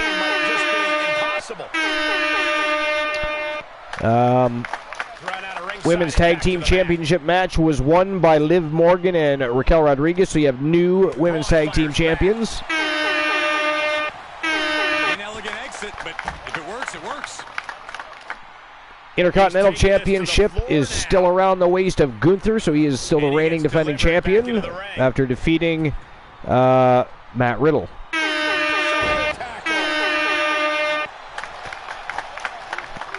Cody Rhodes defeated Dominic Mysterio, which of course had to happen. You know, Dominic can't be beaten. Cody Rhodes! Like, that's the problem I had with that match. I couldn't invest in it because I didn't believe for a second that Dominic Mysterio was going to defeat, even with help from Rhea Ripley, was going to defeat Cody Rhodes. You know, we already know that the WWE has greater plans for Cody Rhodes. We're impatient because we wanted it to happen at WrestleMania, right? We wanted them to defeat Roman Reigns. They have plans for Cody Rhodes. They're making us be patient. But believe me, Cody Rhodes has got big things coming, guaranteed. So we need to be patient, and it's going to complete the story eventually, and it's going to be a great moment for the history of pro wrestling, and of course the legacy of the Rhodes family. You know what I mean? We don't want to be patient, right? We want it to happen now. But when you think about it, the way they're doing it is quite brilliant. You know, people are remaining invested in Cody Rhodes like never before. Now when he comes out, they just don't partially sing his song coming out of the ring. They're all at the top of their lungs and standing on their feet singing. It's funny because Cody, it makes him laugh, right? Because he's not an egomaniac, so he gets a kick out of it. He thinks it's fantastic. It's an honor for them to do that for him, right? So to see him have normal emotion and laugh because of the way it makes him feel when the crowd is just going berserk and singing his entrance music, it's cool. And same, I must say, the first time Chris Jericho came out and the fans were singing his song in AEW, and you could see the emotion come across his face, because that's an honor. That's not just any song, that's a song he wrote for Fozzy. And people know it and love it and sang it and continue to sing it. And it's so fitting for Chris Jericho, too, by the way. So, but anyways, so yeah, Cody Rhodes was the winner. Women's Money in the Bank ladder match was won by Io Sky, and I'm very happy about that decision, I'm going to be honest, because that's who I picked. Men's Money in the Bank, I thought LA Knight was a shoe-in, but yeah, apparently not. Right? Apparently not. Apparently Damian Priest, so I don't know what's going on with the whole LA Knight thing, but they need to push him sooner than later, give him a title, do something, come on. Like, what's going on? He's the most over superstar in the company at the moment. AKO out of nowhere. I see it out of the corner of my eye. Let's go. And that is it. That is all, ladies and gentlemen. The winner of the match, the one Elijah Archer, your YTD World War III Let's take another look at these guys. Pure Wrestling champion, by the way. The Coalition, of course, He did not cheat. How dare you, sir? Rude. No cheating was involved. Not sure how, but he did. He did not. They just won a He very did not. important match. That is ghastly, sir. And good things happen. That's a performance that everybody. I mean, he's one of the faces of the company. He should be honored and appreciated. So yeah, you see, look at the top of the stage. You fan people that do that, If you look at the top of the stage, you can see the other logos that were advertising for other promotions like ZWA, like DWA, which is Dogface, Queen of the Hive. Up there at the top of the stage, best all-women's wrestling promotion on Twitch. And, of course, along the barricade, you see Finer Than Frogs here. That is Team Glenola. You see Team Joe Link's advertisement on there. The Turret Man is on there. LCW, which is, of course, Luke the Gooner's promotion, is on there. It is an honor and a privilege to be able to advertise for some of our great supporters and longtime members in FamJam. It is fantastic. So anytime I design an arena, I want to make sure we can do things like that. And of course, if you subscribe to the Archerverse TV channel, you automatically get 1 month of advertising for your channel. So when you subscribe, make sure you get me your logo if I don't already have it. And of course, there's some people that are advertised constantly because they've been around since the Archerverse 1.0. They are pillars of not just the community, but my channel. Without them, the show itself, the channel itself would not be the same. So they are advertised. Now, mind you, they subscribe as well all the time. They don't have to. And Glenola, of course, doesn't subscribe all the time, but he has. And he's always been a huge helping hand in everything from storylines to maybe I get creator's block and can't figure out what I want for a design for something. You know, he's just a great friend and a great streamer and a great community member. So, of course, advertise the great Glenola. So the other is Neon Pro Wrestling. That is Team Infinite Oni's wrestling channel. The other, see the advertisement just to the right? Well, it's actually on the left of your TV. And it's also to the left of, Archer. So there, I mean, you can see it. Neon Pro Wrestling. And that is Team Infinite Oni. So we are advertising many of our FamJam members here and making sure that people know about their channels and their wrestling shows and anything else they might do. Of course, Glenola doesn't have a wrestling promotion, but he's a fantastic variety streamer. Plays a multitude of different games. Very entertaining. It's nice to see some extra viewers in his channel lately, which will cause his VODs to go up in viewership. I mean, again, if we can't, as a community, watch all of our channels grow and evolve, what's the fun of it? I don't want to see just any one channel become a well-liked channel to visit and stop by and say hello. We want to, anytime one of our community members goes live, we want to make sure we stop by and say hello when we're able to. We work, there's other things that take place, and sometimes we aren't able to do that. But if you're able, make sure you stop by any member of the Archerverse community member or extending families and make sure you check out their content and say hello. It's very important, and I'd appreciate it. So, anyways, the one Elijah Archer with a big win. Looking good as the Pure Wrestling Champion. That title wasn't on the line, but Braun Breaker, that is a tough customer and a formidable opponent, and he took him out, with a fair amount of ease there, I would say, wouldn't you? I mean, he was pretty much dominant in that match. All right, here we go. Somehow he cheated. Our first championship match of the evening, ladies and gentlemen. It is for the Wrestle Wars Genesis Television Championship in the women's division, and it is Dangerous Amber Extreme taking on Alice Blade, the reigning defending Wrestle Wars Genesis Television Champion, reigning, defending, and undisputed. And, of course, Amber Extreme taking another crack at becoming a Triple Crown champion. As you guys know, the Outlaws are double tag team champions in the women's division. They hold both the YTD World War III World Tag Team Championships as well as the Wrestle War Genesis World Tag Team Championships. Double tag team championships. If she can defeat Alice Blade and become the television champion, she is a Triple Crown champion, is entered into the Hall of Legends, and is automatically eligible to compete in the Legends division, which would automatically deepen that division immensely. Not to mention you'd see some more Outlaws versus Wolfpack battles because Rose Brewer is in there, of course. So there's a lot of opportunities, a lot of things could take place. But Alice Blade, a formidable opponent, fantastic in-ring performer, and a formidable champion. So Amber Extreme does have her hands full, in my opinion. In my opinion. But here we go. Television championship on the line, Glenola. What do you think? Is it going to be Alice Blade retaining, or does Amber Extreme become a Triple Crown champion before our very eyes? Is a no-holds-barred match. It is difficult, I agree.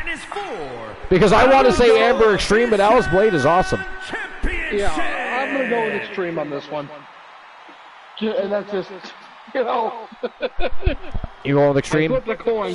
Flipped a coin. How dare you? I am telling on you. And here comes the double tag team champion.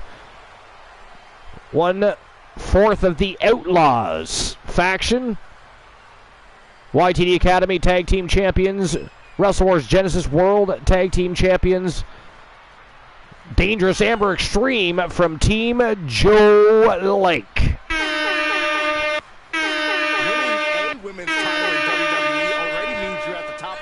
All right. But anyways, yeah, Alice Blade's awesome. The reason I'd like to see Amber Extreme win is Team Joe Link has worked very hard in building factions, successful tag teams, has had many wrestlers go on successful singles runs. Phenomenal Soul, of course, fantastic tag team, part of the Joe Link promotions and network. So done a lot of great things. So to see Amber Extreme become a Triple Crown champion, I think everybody would agree. I think general consensus would be well played, well deserved, and well earned. I think. That is my opinion. I don't speak for everybody. We all know that there's haters of Amber Extreme. Probably due to her being so successful. Yeah, both these wrestlers are great. And here comes the television champion herself, Alice Blade, from the Blade Runners. Of course, her mother, a part of the Outlaws, right? Happened to be,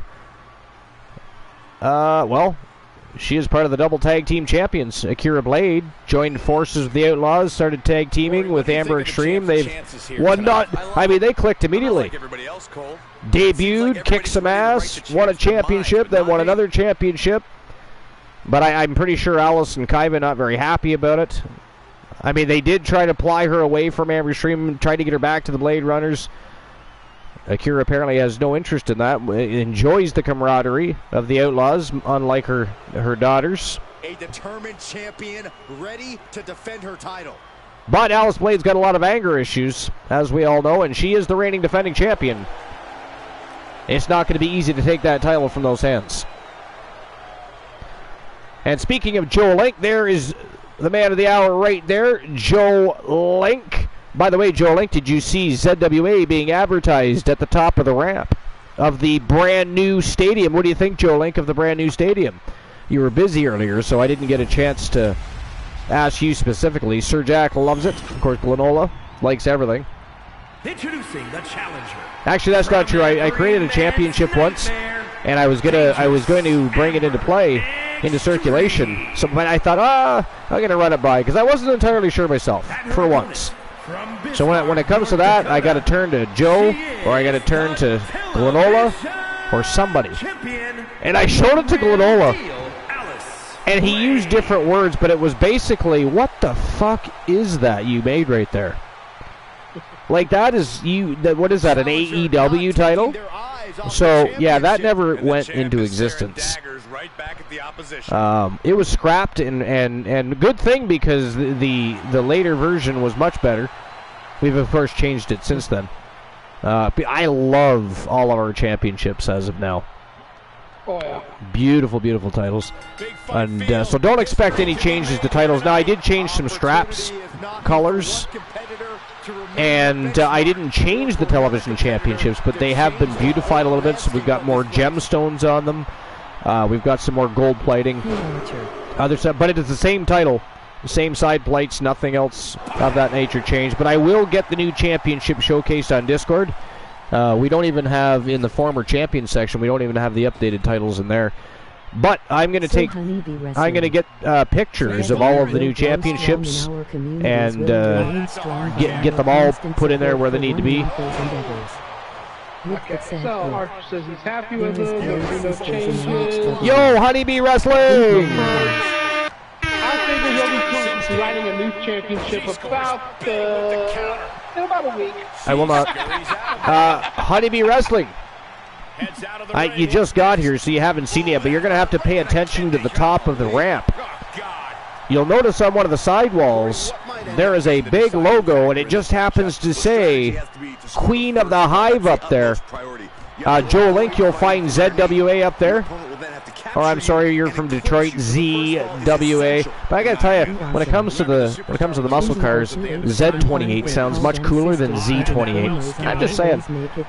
And by the way, never. And by the way, a zebra, in fact, is a zebra. So there's that. So for all you fuckers that say, do you call a zebra a zebra? Yes, you do. In every civilized part of the world except for North America. Hell, even Canadians call it zebra. Most of them. Not anybody from my era, but anybody new, it is zebra. It is all fucked up here now. But anyway. They're starting to, the intelligence is starting to rise up there. Yeah, okay. Our education system is far better than yours, no offense. That's not even something you can joke about. Because sadly, the American education system used to be phenomenal, and a lot of universities still are. But yeah, it was the No Child Left Behind program that fucked everything up. And then places up here in Canada who were Obama lovers, I will say. Now, don't get me wrong, I didn't have a huge problem with Barack Obama. I thought it was very cool. You guys had Barack Obama as your president, and he did a lot of things that were good, but the No Child Left Behind program was ridiculous, and it just made for lazy students. And then you even had people that would normally bust their ass to get good grades join the crowd and say, fuck it, if they're going to get good grades when I'm busting my ass to get my good grades, why should I bust my ass? It just fucked up the school system. There's a lot of things that are wrong with it, but we ended up adopting a lot of it up here. They were like, hey, yeah, sure, I mean, especially here in Ontario, which is the capital of it's the capital province of Canada, right? So you've got all the retards up here, especially our premiers. And I mean, they didn't just back Obama. Doug Ford was a huge Trump supporter. That was fun. You can imagine how much fun Ontario was to live in during the Trump regime. But yeah, it's kind of, things are a little more messy up here than they used to be. But anyways,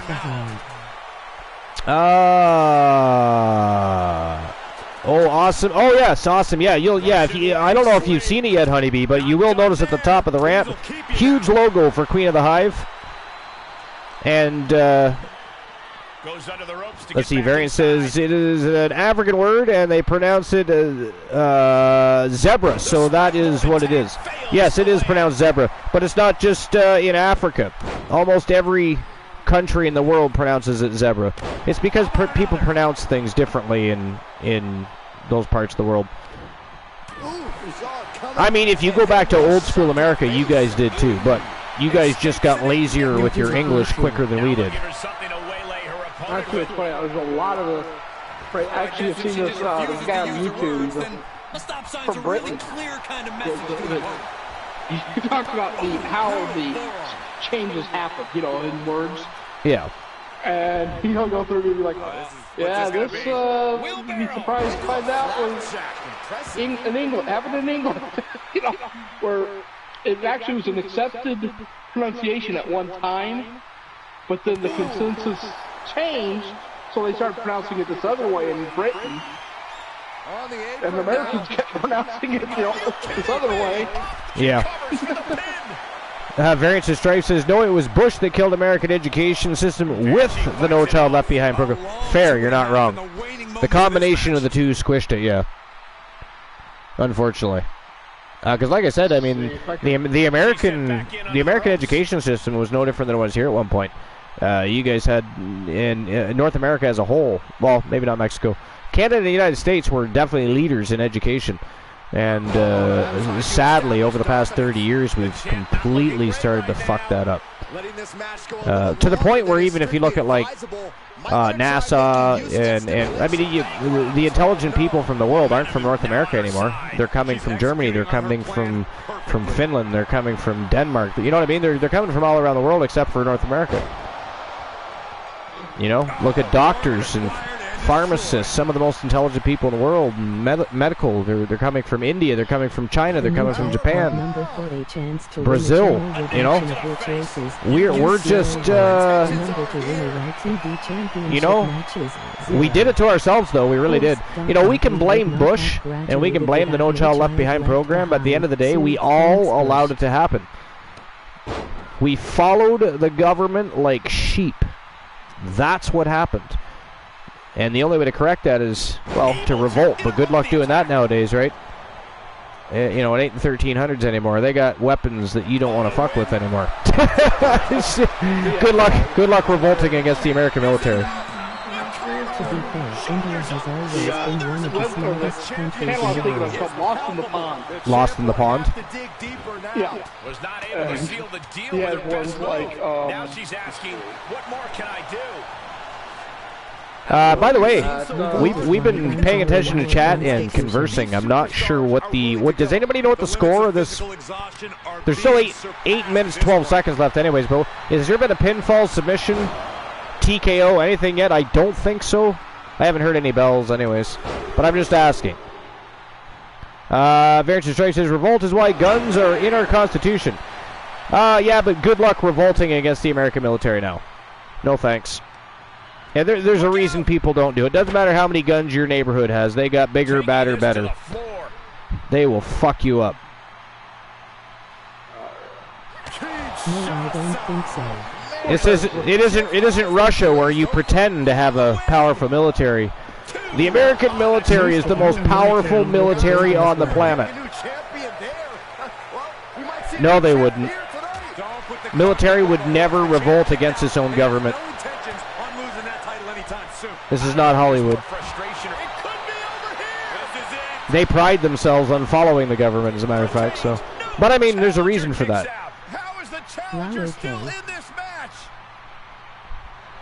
Wouldn't happen.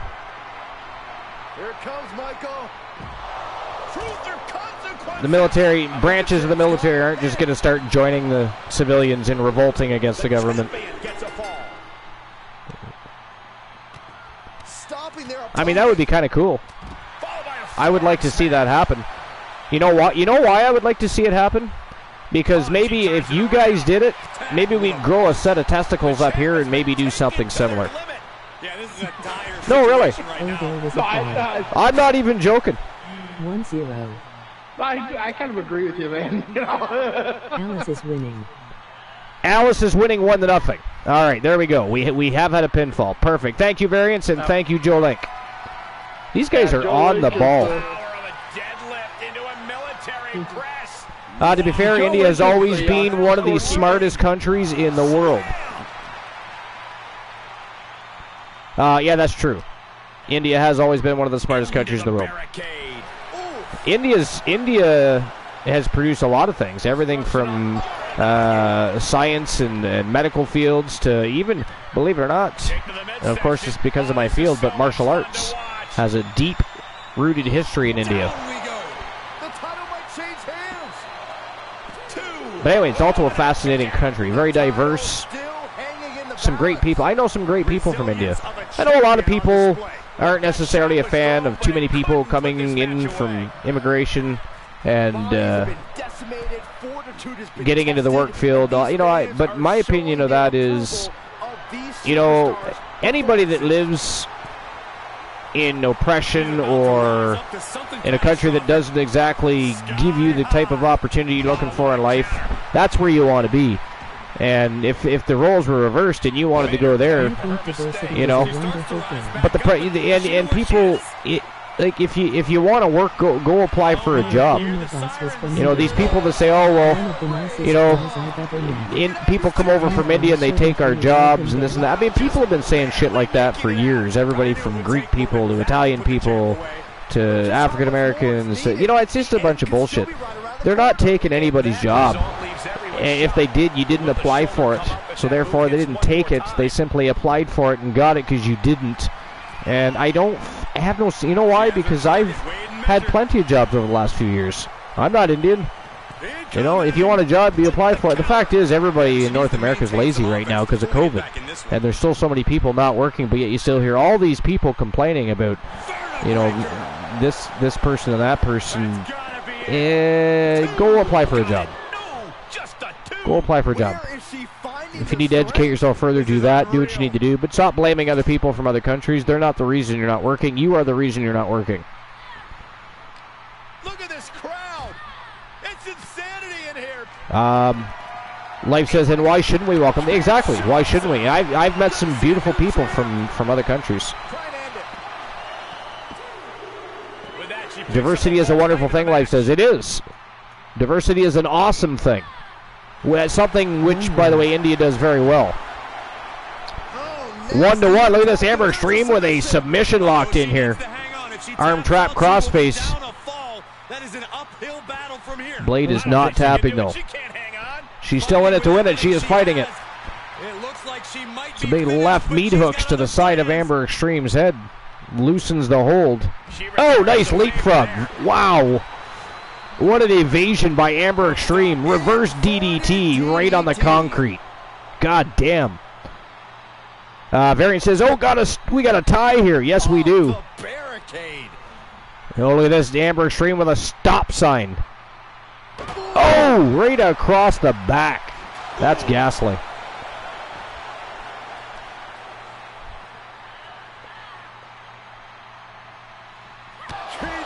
Whoa! Jesus Christ, just about decapitated her. Look at that. Kicked her right in the lippies. Yo! There's another fall for Amber Extreme. It is 2-1. 2-1. Amber Extreme looking to become a Triple Crown champion here tonight. And to do that, she must defeat Alice Blade. She will be a double tag team champion and the Wrestle Wars Genesis Women's Television Champion. And what a feat that will be for Amber Extreme. And by the way, Honeybee Wrestling is in the house. Can we all congratulate the new Women's Legends Champion, the Queen of the Hive, Queen Bee. If we can get... You're damn right, congratulations. Could we get another shout-out, too, by the way, for Honeybee Wrestling? Variant says, what the fuck? We just had 2 ads play at the same time. Really? That is ghastly. Another super kick, this time from Alice Blade, laid Amber Extreme right out. Was she biting her hand? Looked like she was biting her hand. Oh! Damn. Indiana Jones and Pelican. Indiana Jones and Peloton. Nice. What the hell is Peloton? Scores 2-2. A minute 12 remaining. A minute 12 remaining in this iron to gold matchup for the Women's Television Championship. And at this point, I'd almost have to say probably the next fall will be the victor. Oh, it's a workout thing of some. Okay. Wow. Truth or Consequences again by Alice Blade. It is 3-2 for the reigning defending champion. Was just catching Adam Cole's stream, and honestly can't handle that MJF called him midstream asking the hangout and bond. Nice. 20 seconds remaining. Oh, Dominator by Amber Extreme. And it is 3-3 with 10 seconds remaining. 3-3. It is going to be a draw. Oh, that is awful. That is awful. The The rivalry between the Blade Runners and the Outlaws continue as Amber Extreme and Alice Blade run to a draw in this television championship matchup. So still, your reigning defending Wrestle Wars Genesis television champion from the Blade Runners and Team Sir Jack the Greatest. The Blade Runner's own Alice Blade is still your champion. Legitimate draw, not a screw job. It was a legitimate draw, not just a screw job, yeah. All right, here we go. Next match of the night, ladies and gentlemen, triple threat elimination matchup for the Women's World Championship. And for those that haven't already seen the beautiful new World Championship title, you're going to get a chance to view it tonight.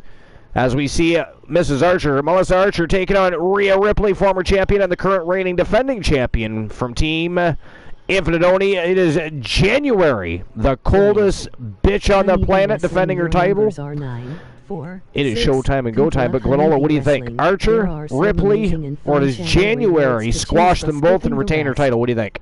Play. Honeybee Wrestling, your numbers are 7, 3. Oh, it is Darth Glenola. Welcome in, Darth Glenola. Hopefully Glenola is being... I hope the Glenalians are torturing Glenola. Good luck, Jolink. There are some I do hope that is true. channel rewards to choose from if you are the chose. Honeybee Wrestling is Mick Foley. Today, you going Melissa Archer on this one? Yeah. What the hell? Okay. Joel Lake, Honeybee, what do you guys think? Ripley, Archer, or January retaining her championship belt? What do you guys think? As well, Glenn. Strike says I'm going with Melissa Archer as well. That's 2 votes for Mrs. Archer. All right, well, here we go. Without further ado, Women's World Championship on the line. Falls count anywhere. Triple threat elimination matchup. It is Rhea Ripley from the Judgment Day. Melissa Archer and the reigning defending champion, the coldest bitch on the planet, January. Let's go. Life says, yeah, Melissa Archer's winning. Joe Link says January is going to retain her championship. I thought about going for January, but I had to go with Archer. And speaking of, looks like she's making her way to the squared circle first.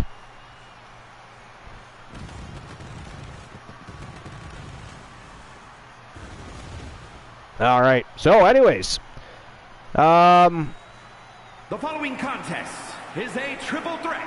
So that's it. That's all for live results. Well, not live results. They were the results for Money in the Bank. Let's see what else is going on in the news and rumors. It looks like we had a top Impact star injured in Australia.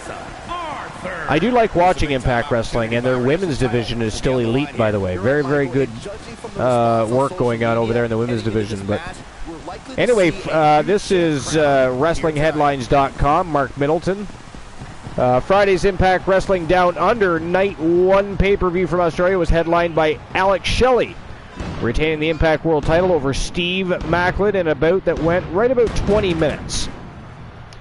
It was announced during today's Night 2 broadcast that Macklin suffered an injury on Night 1. A new report from PW Insider confirms that Macklin is legitimate injured, and this is not part of the storylines. There's no word yet on injury specifics or how long Macklin's might be out of action, but word is that he will be evaluated further once he returns to the United States. Macklin was rescheduled to face Frankie Kazarian on Night 2, but Kazarian defeated Brian Myers instead. Macklin was not publicly commented, or sorry, has not publicly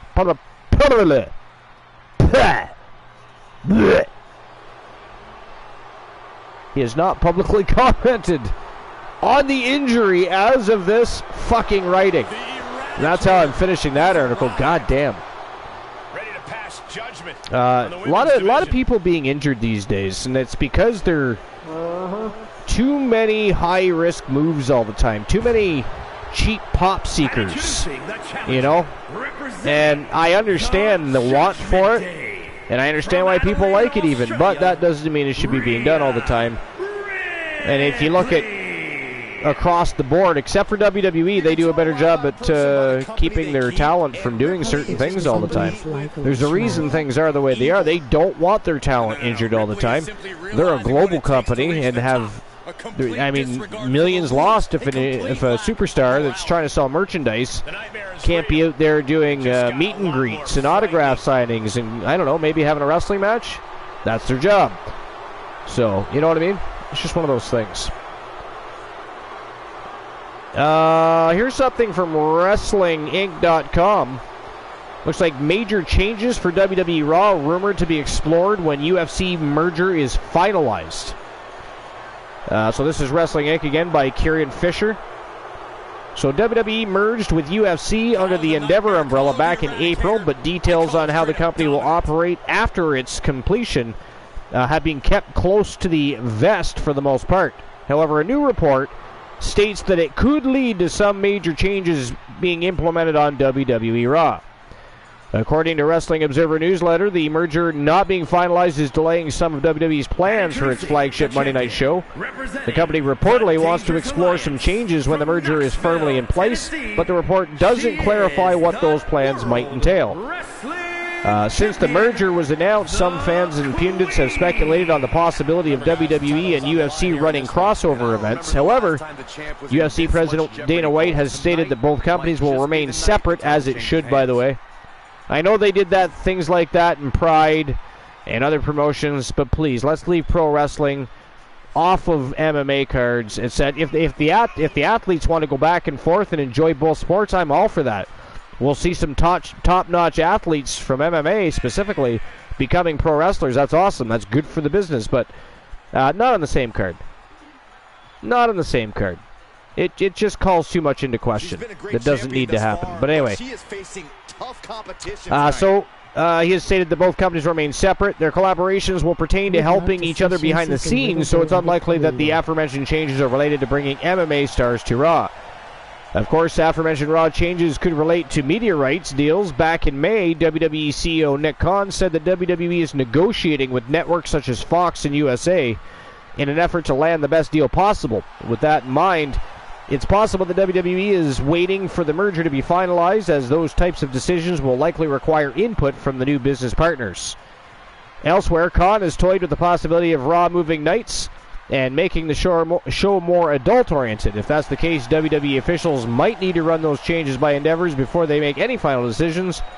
It appears that the UFC merger hasn't been finalized yet, but its completion could change the landscape of WWE programming. It would be stupid if Monday Night Raw was not on Monday night. I'm just going to throw that out there right now. I think that's the only show. I mean, why move it? Is there a night of the week that's going to draw better ratings? Can I see some statistics here? Because I think that's a stupid move. Hopefully that's just a rumor. You know what I mean? Because that's just dumb. Yeah, Raw Sports Day on Monday, but go TVMA rating. Yeah, no, I don't. What do you guys think about that? What do you guys think about that? Yeah, Raw should stay on Monday. Absolutely. Oh, it should definitely go TVMA. Even back to TV 14 like it was during the Attitude Era. Life, how dare you make fun of me?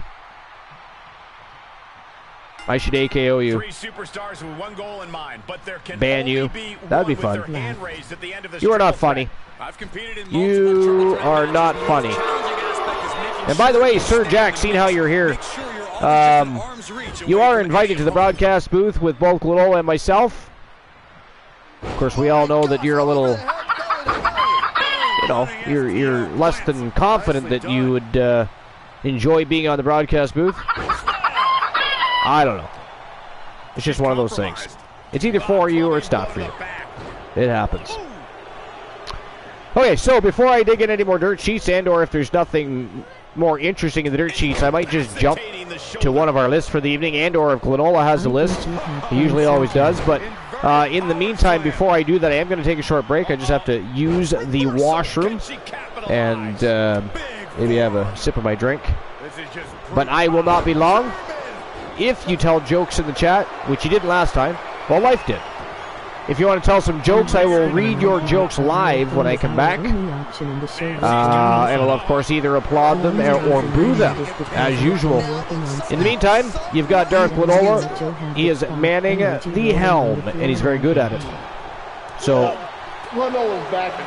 Oh, Glenola's back. Darth Glenola is off fighting crime somewhere in the galaxy. But anyways, I shall return. Letting the other two superstars in the match tire themselves out, I wear each usually other sit in there with Archer down. before You just have to stream pick up the and balls playing like the in-ring GTA. genius you are. Honestly, sounds more like an in-ring scavenger, Corey, but still a smart strategy nonetheless. Oh, I hope everybody's enjoying the night so far. What is the best thing about Switzerland? I don't know, but the flag is a good place. That's a good one, boy. I like that one. Jackpot number for a chance to win a channel redemption of your Thank you, choices. Susie. 501. The number to win a YTV championship match is 0. It is 6 in the morning. Energy smiling face with tear. Flag. Busting out the stop And sign. certain it is She really like looks 5 for the insult to beat. injury here, doesn't You she? are following the very best in fantasy wrestling excellence by 9 period. Welcome to the world's Den Vlaticus She pops the Imperial. shoulder up and one. I invented She a is new still word. in this fight. Plagiarism.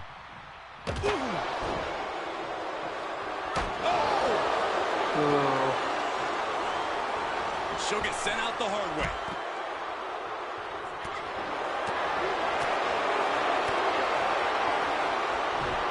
This isn't just any butterfly suplex.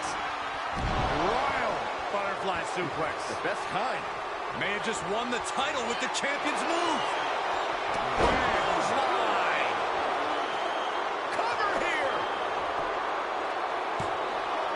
A kick out at two. Both competitors digging deep into their well to We keep have a this new member match of the going. Fan Jam. Thank you for the follow. Big clothesline. Tagging this outside. This could be good. Incredible Did impact. you hear about the mathematician who is afraid of negative numbers? PLL stop at nothing to She avoid them. adjusts it and reverses it. Oh, this is some strength. Welcome into the new follower. Thank Into the power you so slam. much. Rhea was Yo, just I a sure had to step behind away, that. so- Challenger's a little worse for wear now. I like that one, Live. That was really good. So glad to test Imperial. Together we will grow strong and our communities will remain strong by our constant support for one another's endeavors. With the Yeah, self-worth. she's saying, let's go. Bring it. What's she waiting for? She's looking more focused on gesturing on the top. Paying it right back with a reversal. Oh, sit out slam. Ooh, she just turned it. Well, this isn't just any butterfly suplex. Royal butterfly suplex. A championship level. Oh, this is my favorite. The old Royal butterfly suplex. Can it be? Will the reign continue? Cover. What, only two? And look at the disbelief on the face of the champion. One of my They favorite both know what's at historical stake. figures Neither is Black competitor is Ops. going to lose easy here. And now it's reload time. Time to find another moment. Oh, it's not going to be pretty. No, bad touch. Go to sleep, A woman in labor suddenly warrior. shouted, The showed mark to of you. a champion. Wouldn't you? Knowing when to use the Wouldn't you? challenger's playbook. Didn't Might have been you? a foolish move on behalf Didn't of the you? challenger. Almost Don't taunting you the worry, champ with that said the move. boss. Sometimes when you Those unleash are your just best offense and it contractions. doesn't get the job done, you're taken out of your game. That's a real possibility now in this Black match. Pest Imperial welcoming. I think we are witnessing a career-altering moment for these superstars, guys. But the spoils will only go to the victor, and I have a feeling we're close to finding out exactly who that will be. Kick right to the face. The powerhouse, Rhea Ripley, looking to force her opponent into submission. Will they take? No. Uh-oh. And she knew Ripley's game plan. Did you hear about the guy that had a furry tail mounted on a plaque? He wanted a Oh catastrophe. my, dragon screw. Wow, that hurt.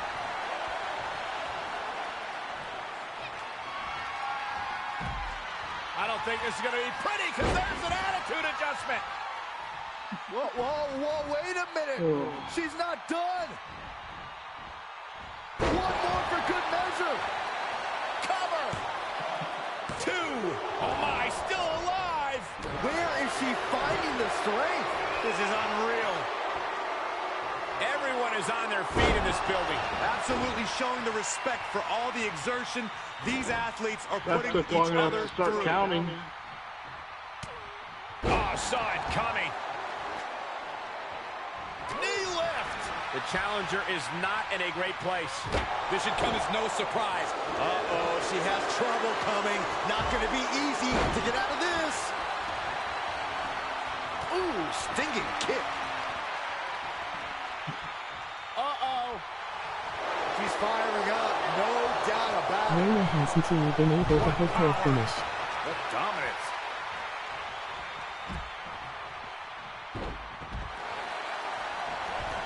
To the outside. This could get wild. A face buster knee smash. That looks painful. You want a Johnny joke, huh? Kick to the midsection. Hoisted up. Disorienting spin and all the momentum into a spinning powerbomb.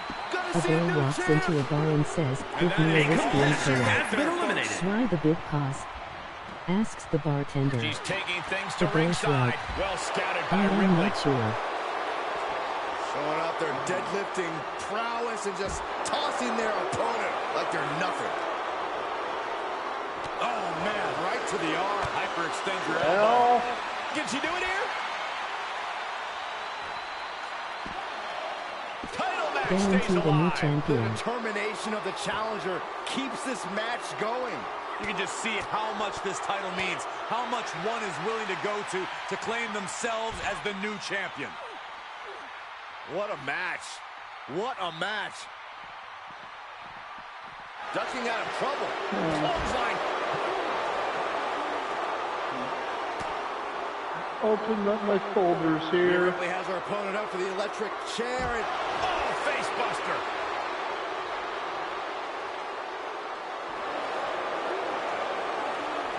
Oh, quite an effective counter. A long way up. Oni just went with. Oh, time the last ride. we could have a new champion. Cover. 2. Kick out. Thought that was the end of her. Somehow, this title is still up for grabs. Now One might night, be a good little time to Johnny is really rethink scared your shooting by plan. himself Is there off still camp. enough left to So try he that just runs maneuver out of his again? tent and runs to his Is her sleeping bag. confidence shaken? Mrs. Can I please sleep with you tonight? Oh, He it's not gonna says, be like, pretty. no! Well, Johnny can't but my mommy lets me. Night. The champ's eyes were Okay, just for glazed over. tonight, Peter replies. Got it. Johnny jumps in the bed with her and asks, Miss, can I please play with your belly button with my finger? She again says, no! But my And here's a mommy look back at lets some of me, the says action from the Johnny previous again. match. I suppose it's okay, replies the teacher. Things are silent for a few minutes, so his teacher wakes up screaming, I have returned, and what a time to return, ladies and gentlemen. That is it. That is coffee. Here's your winner, and new Choked on my drink. Good lord. Wrestling That is it. That's all. The winner the Warrior Princess and new Arthur. Wrestle Wars Genesis Women's World Champion, Melissa Archer, your new champion, taking out January. I mean, January was taken out first. I was a little surprised by that, I'll be honest. But then Rhea Ripley handling them both the way she did. What an impressive victory. Brand new world champion. Thank you, DC. And I'm sure she'll be excited when she wakes up tomorrow to find out her superstar just picked up her first championship victory. So congratulations to Mrs. Archer, new women's world champion. And by the way, Vlad, welcome in. Thank you for following. Welcome to the Fam Jam. Welcome to episode number 489 here at the Archiverse TV. It's our regular season show, Wrestle Wars Genesis, every Saturday night. And, of course, we have YTD Academy or YTD World War III over on YouTube as well. If somebody wants to drop the YouTube link so Vlad can have a look. We also have a promotion YTD World War III. We have dark matches throughout the week, and of course we also take the show live. We've done 23 live episodes. So welcome in. I'm sure you'll enjoy your time. We have one of the greatest communities on Twitch, bar none, period. And they, of course, support us over on YouTube, where we now have 520 subscribers. We have now just become part of the partnership program on YouTube, so things are rocking and rolling both on Twitch and on YouTube for the Archiverse TV.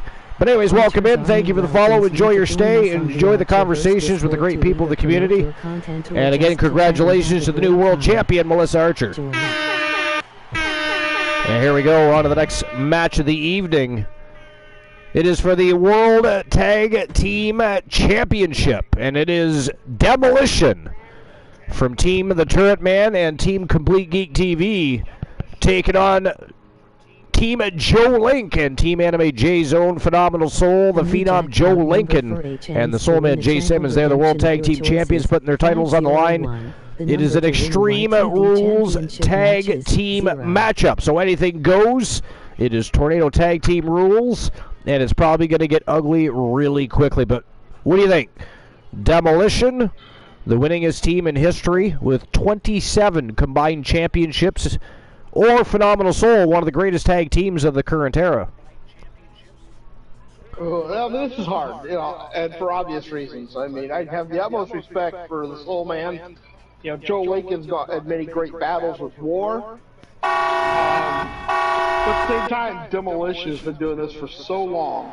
They have. As a tag team together, and finally getting a chance to grab that brass ring. Yeah. I hate to do it, but I'm going to have to go with Demolition on this. You got Demolition on this one? All right. Well, me too. I mean, I'm a big fan of Phenomenal Soul. Love Jay Simmons. Love Joe Lincoln. But Demolition has looked fantastic as of late, and I think they're hungry again. I think they want to be champions one more time, if not many more times, but you know what I mean. I just think they're going to get the job done. I think we see new tag team champions here tonight. But I'm sure Team Joe Link does not agree with us.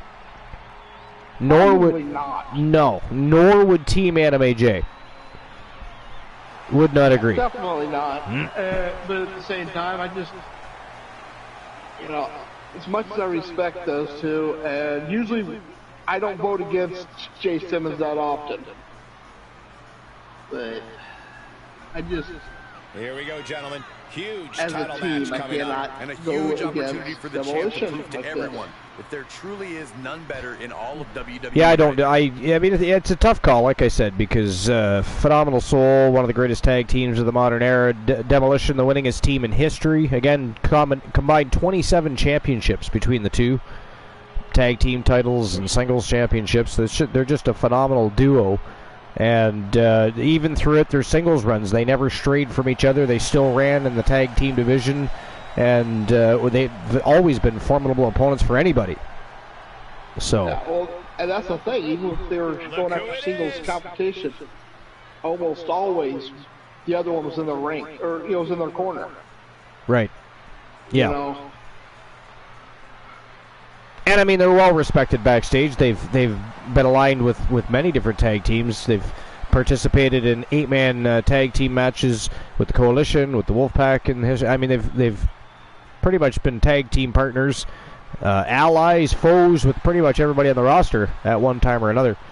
So they're definitely respected. I think the general consensus would tell that backstage, as far as backstage politics goes. But here come the reigning defending champions, the Phenom Joe Lincoln and the Soul Man Jay Simmons. Phenomenal Soul set to defend their tag team titles against Demolition. That is next. And I see that Honeybee Wrestling has redeemed Guide the Raid over to Infinite Oni, so make sure everybody sticks around for the invasion. Of course, because once episode number 489 is set and done, that is where we're going to be heading, is Team Infinite Oni's wrestling show. So make sure you stick around, don't leave.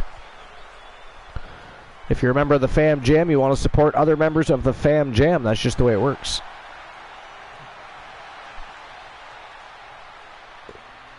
Phenomenal Soul. Fantastic team. great management teams. I mean, Anime Jay and Joe Link. Oh, yeah. Jay Simmons has been part of more than one faction and tag team in his history. Singles runs successful. And then, of course, Joe Lincoln, been singles champion, tag team champion. Is a tag team Extreme Rules match, and is for the World Tag I mean, when I first saw them Championship. tagging, I thought it was a strange duo, Challengers at a Joe combined Lincoln weight and of Jay Simmons. You know what I mean? and But 27 wow, pounds. they just clicked. It was like they were meant to be a tag team, and the rest is history. At a combined weight of Yeah, 456 I was a little surprised pounds, myself on they how well are they played. the World Tag Team Champions, Power and Glory. The Soul Man and the Phenom, tag team champions. Will they be tag team champions at the end of the evening? That is the question. That is the question. So anyways, at this point, there doesn't seem to be a whole lot of real lot of extra interesting information in the dirt sheets. Well, there was a couple jokes in the chat while you were away. Jokes in the chat? All right, well, let's have a look at those before we get into anything else.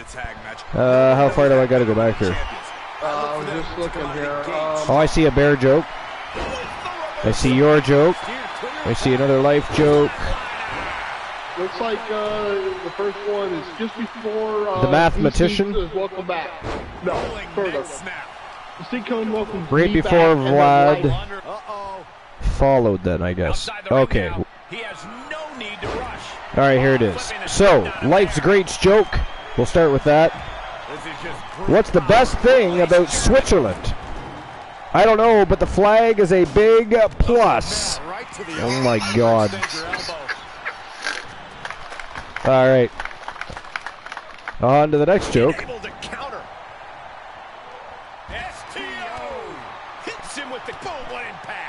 I invented a new word, plagiarism.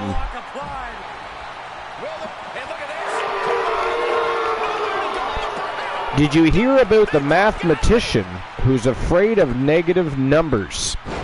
He'll stop at nothing to avoid them.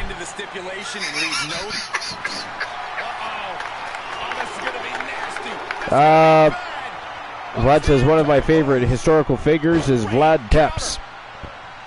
Life's Great says a woman in labor suddenly shouted, "Shouldn't, wouldn't, couldn't, didn't, can't, don't worry," said the doc. Those are just contractions. Oh, good God. Another one from Life. A bear walks into a bar and says, "Give me a whiskey and cola." Bartender says, "Why the big pause?"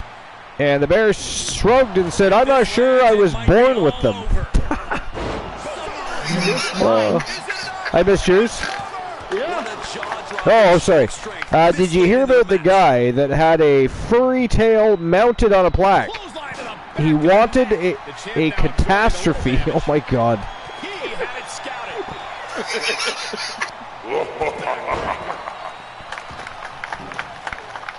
Let's see. Did I miss any of the jokes?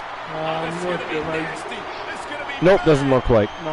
Vlad says, followed the YouTube. Fantastic, Vlad. Thank you very much. We appreciate your support. You'll find a lot of good content on there. We were going to have all of our shows on YouTube and export them from Twitch, but Twitch started messing around sometime just before we were at episode 100, I think it was, maybe 20, 30 episodes prior. And so Twitch started randomly deleting VODs, and they were just at the weirdest. I didn't understand how they were making the decision to delete certain VODs. And some were newer than others that were still there, and it just made no sense. But so anyways, they chopped up a lot of our episodes. But what I managed to do was save everything from 100 all the way to I think I have everything up to 487 on there. 486 or 487. So 386 or 387 episodes of the Archivers TV, and then of course we have a whole bunch of dark matches, dark tournaments, you name it, that have been uploaded to the YouTube channel. So YTD World War III is a fantastic place to be. It is a great complement to Wrestle Wars Genesis. They've had some great storylines. We've seen some great new characters, great starts over there. Feuds and rivalries. We've had superstars that were flailing a little bit on the main roster, if you will. They went to YTD to have a bit of a resurgence, get some fuel added to that fire again. Strife says, I only seem to get sick on weekdays. I must have a weekend immune system. Oh my God. Nice one, Strife.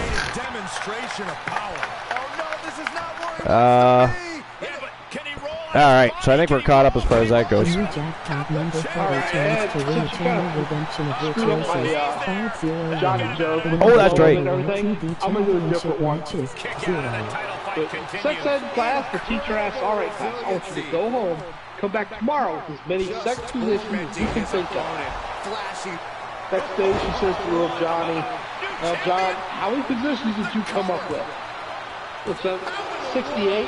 We knew it was not Teacher, going to be an easy task oh my goodness, to put the champion. very good, very good. She called from Becky, and all right Becky, how about you? She teacher, I only come up with one. Where the guy who slays on top of the girl. All of a sudden Johnny yells out, 70! 70! The title's going nowhere. Kiss your dreams. Wow. Good night. All right. Not gonna win Okay, so what I was going to say was there doesn't seem to be a whole lot of interesting additional information. It does look like there was a big main event appear to be set for SummerSlam, however. So here's at least something else. It's WrestlingNews.co, Angel Aaron Bolus. It says, tonight at WWE Money in the Bank in London, the first shot in the Civil War was fired when the Usos defeated undisputed WWE Universal Champion Roman Reigns and Solo Sikoa in the main event. About 20-plus minutes into the match, Roman seemed to have the match in hand when he had Jimmy locked in the guillotine choke, but Jay managed to tag himself in. The referee was knocked out of the ring, and the Usos hit Roman with a 1D without the referee to make a count. Roman and Solo recovered, and they both took out Jimmy and Jay, but they were able to kick out when the referee recovered to make sure to make the count. Solo was put through the announce table. Reigns hit a spear, but Jay kicked out of the pin with a low blow. Jimmy and Jay followed up with a flurry of super kicks and was splashed by Jay. And this appears to be the setup for Jay versus Roman at SummerSlam. Now, the problem I have with that is there anybody that believes that Jey Uso will defeat Roman Reigns? Wow, ladies and gentlemen, look at that. That is it. That is all the winners of the match. And still, Wrestle Wars Genesis World Tag Team Champions from Team Anime Jay and Team Joe Link. The Phenom, Joe Lincoln, and the Soul Man, Jay Simmons, they are phenomenal soul and still your tag team champions. Big win over one of the greatest teams in history. Congratulations. So I guess we were wrong, Linola. I mean, that happens. That happens, but it does. They say when you know, we're not Mad Chatty. We are not Mad. Oh my God, Mad Chatty was awesome. You know what I mean? Like, if you guys could get a chance to enjoy Mad Chatty more, he still stops by on occasion, but it's like maybe once every couple months. But he's never here when there's predictions going on, when there's betting lines open. He had such a great track record for getting bets right. Like you should have got lottery numbers from him and started playing the lotto type of thing. It was crazy. If I recall, he actually predicted an entire show. He did, yeah. He predicted an entire show correctly. Yep. I think we were supposed to open the betting lines on the last match. I believe this is the co-main event of the evening. Oh, damn. So, whoops. So let me open the betting line for this one. Hold on. Well, I can't believe we did that. I can. Well, yeah. How dare you? Okay, back. All right, hold on. So, who walks out or eut out? It is not funny. Television champion.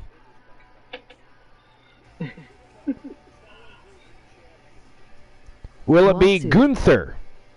Former champion, would love to grab that title back. Put it around his waist. A formidable champion he was too, by the way. Humboldt's the Arcane, one of the newest and fastest rising stars that we've seen in quite some time.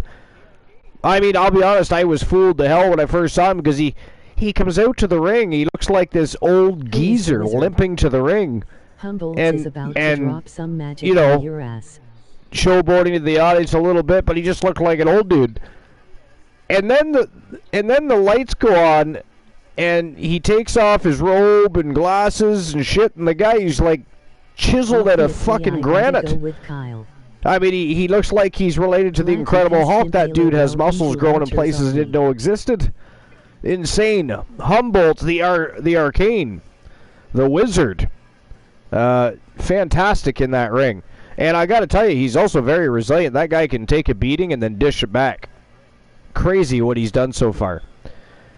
Cameron Grimes in this matchup. Of course, he hasn't been television champion before, but he's been climbing the ladder of success. And of course, the reigning, defending, and undisputed television champion from Team Life is Great. Distinct cone that is out. It is Psychosis. Kyle Riley put his title on the line. All right, so let me finish opening up the betting line here. We got Humboldt's. Strife, okay, thank you.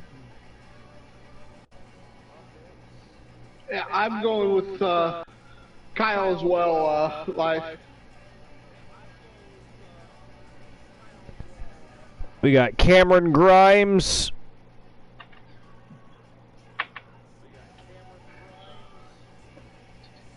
And, of course, the reigning defending champion, Kyle Riley.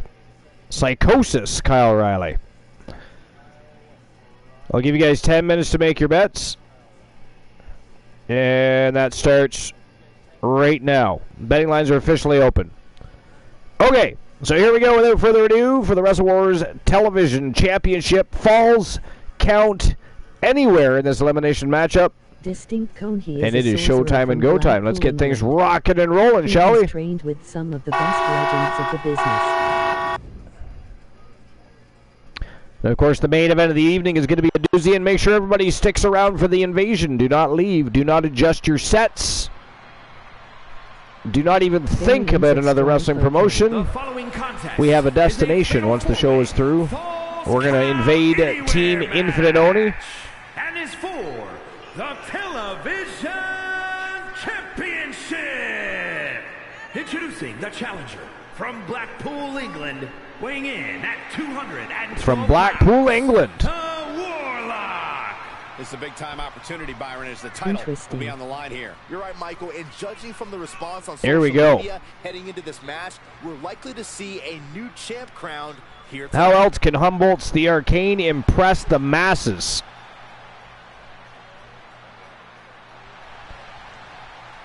I mean, he's been very successful so far. Very intriguing.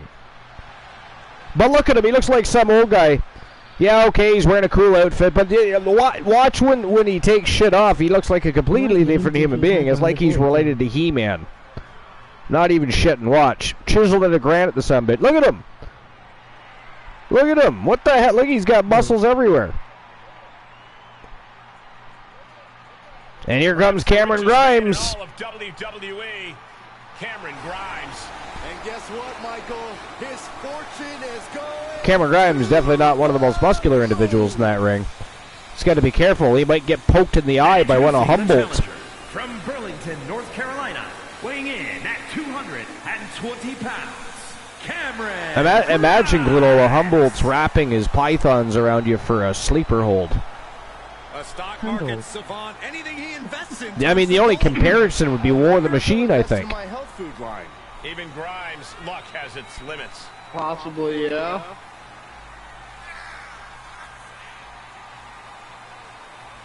All right. We're still going to be awaiting the reigning, defending, and undisputed champion. Moments away from Grimes sending his opponent. But Cameron Grimes ready to roll. Having a good time, showboating to the audience. Variants of strife, thank you again. Hopefully he can turn off the funk and get into the fight. Humboldt looks focused and ready. And here comes a Gunther. Member of Imperium, leader of the Imperium. Former television champion. From Vienna, Austria, weighing in at 290. The ring general.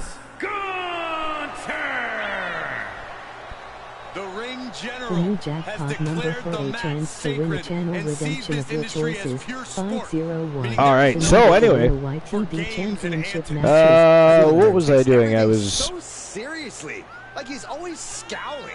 Hey, listen. Reading about the big main event. So, it looks like it's going to be potentially Jey. Is it Jey Uso? Yeah, Jey Uso versus Roman Reigns at SummerSlams. Now, again, I don't know if I believe that they would put a championship of that magnitude on Jey. And are they really done with his run? With his reign, if you will? No pun intended. Well, maybe a little. Let's be honest, Gunther was at his prime when he was in NXT UK. Because if Roman Reigns makes it through SummerSlam, then he's officially on the road basically to WrestleMania. That's the way it used to work. The road to WrestleMania used to be Survivor Series, whatever the pay-per-view was for December, Royal Rumble. Now they consider the road to WrestleMania starting at the Royal Rumble. It used to start at Survivor Series. That was back when they had good Survivor Series matches and shows, though. Champion, Psychosis Kyle Riley. And here he comes, Psychosis Kyle Riley from Team Life is Great, putting his title on the line. Member of the Wolfpack Horsemen. Roman still retains by champion's advantage.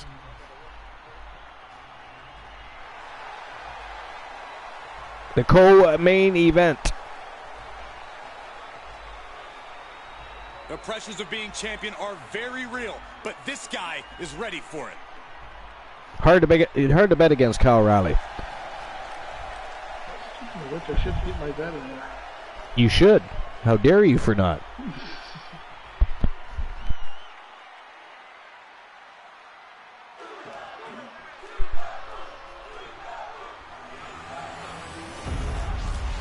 But yeah, I don't believe that they are going to put Jey Uso over Roman Reigns. That's my problem.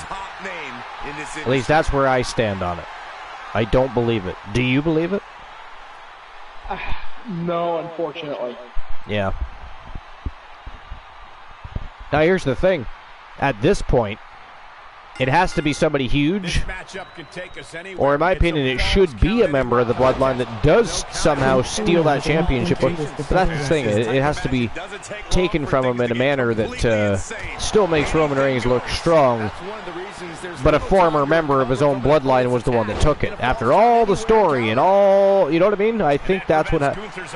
So, otherwise, Money in the Bank, somebody that steal it from him that way, it's got to be done correctly, because unfortunately, the run with Roman Reigns is just so monstrous and monumental now. They got to do it right, or it's just going to be all for nothing. Right to the spine. Crafty way to get out of harm. You know, now Jey is a former member of the bloodline, but I just don't see them doing it is the problem. At least not yet. Corey, what kind of I really think they are going to have Reigns at least go to WrestleMania with the title. What sounds crazy, but they need to be as open-minded as possible. You have to be ready for this match to go in any and every. Just what I believe. Yeah. slingshot senton? Yes.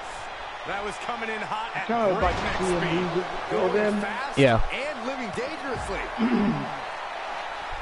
Me too. Oh, come on. Now, why is a stop sign even under the ring? Time to go for a ride. Bam. but at the same time, I don't really watch this. By the DDT. Oh God! But yeah, I wouldn't mind. Oh man, you can see he is I have good feelings on counters right into the Cena winning. The challenger's looking shaken. You know, it'd be kind of cool to see somebody break that record. Ric Flair's record, yeah. Yeah, but at the same time, being such a Flair fan, you know. To contend with. Run out of ringside. I mean, I think I hope he is around long enough to see Charlotte Flair tie it. Oh yeah, I really want to see that happen now. I would actually, if anybody beats it, I would like to see Charlotte do it. That would be awesome. You know? Early kick out, referee right on top of the yeah, that would be awesome. Take a lot more than that to keep this man down. Oh man, he is fired up now. Oh my God, Humboldt! Oh! I thought he was going for a Canadian backbreaker though. He landed Gunther right on his spine there. Nice maneuver by Humboldt. Cameron Grimes with a pinfall attempt here on Colorado, but not even a 1 count there. Man, there's all pandemonium in there, Glenola. Oh, definitely. But no, as long as Ric Flair is alive, don't want to see his record broken. You know, Ref is slow tonight. with everything he's meant to the business, let him keep that, you know? Yeah, well, I mean, if they ever do break it, it could end at just a bunch of ties. I mean, the only people still capable of tying it currently are Charlotte Flair and Randy Orton. I think Randy Orton's sitting at 14 championships right now, so... And there's a rumor, too, that he might come back and be the one that dethrones Roman Reigns eventually, and now that's believable. You know, it is. You know, Cena is another one that's believable. It's just unbelievable. And Gunther's tank has got And it would be cool if they ran a heel versus heel match for once. Randy Orton full-blown heel against Roman Reigns full-blown heel. Whose ego prevails? The Viper with voices talking to him in his head, or Roman Reigns and his tribal chief persona? You know what I mean? That would be awesome. Yeah, 100% agree. But yeah, I would like to see that. Variant says the ref is slow tonight. Also says, I think Solo should join his brothers at SummerSlam and betray Roman, but Roman still retains by champion's advantage. Yeah, I could see that happening, actually. That would be... The one that should have beat Roman is Cody. That is just, but yeah, but it was kind of, in my opinion, still too soon for Cody to have the title, but it was exciting that he got there and was going for it, and we all believed he was going to do it, even, I think, and some part of us all wanted Cody to win it, but Cody still will win. But I think it'll be the Raw World Championship, which has a deeper history than the Universal Championship does. That's the championship that has eluded his family, right? So, as the story goes.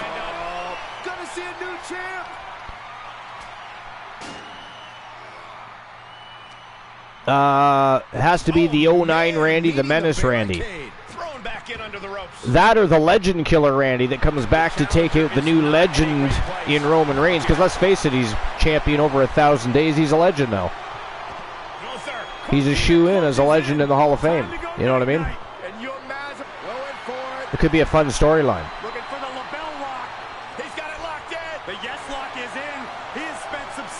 Look at this, Gunther putting Cameron Grimes just, oh, maybe not. Grimes fighting back. I thought Cameron Grimes was going nighty-night there. He's got it. Look at this reversal. He's got him pinned. Oh, Gunther got into that quick, though. I don't believe it. I don't either. That was crazy. Humboldt's face down on the canvas here. Oh, maybe he was playing possum. Kicked Kyle Riley right in the side of the head. Riley's still got lots of fight left in him, though. Cameron Grimes has been eliminated. It is down to Gunther, Kyle Riley, and Humboldt's.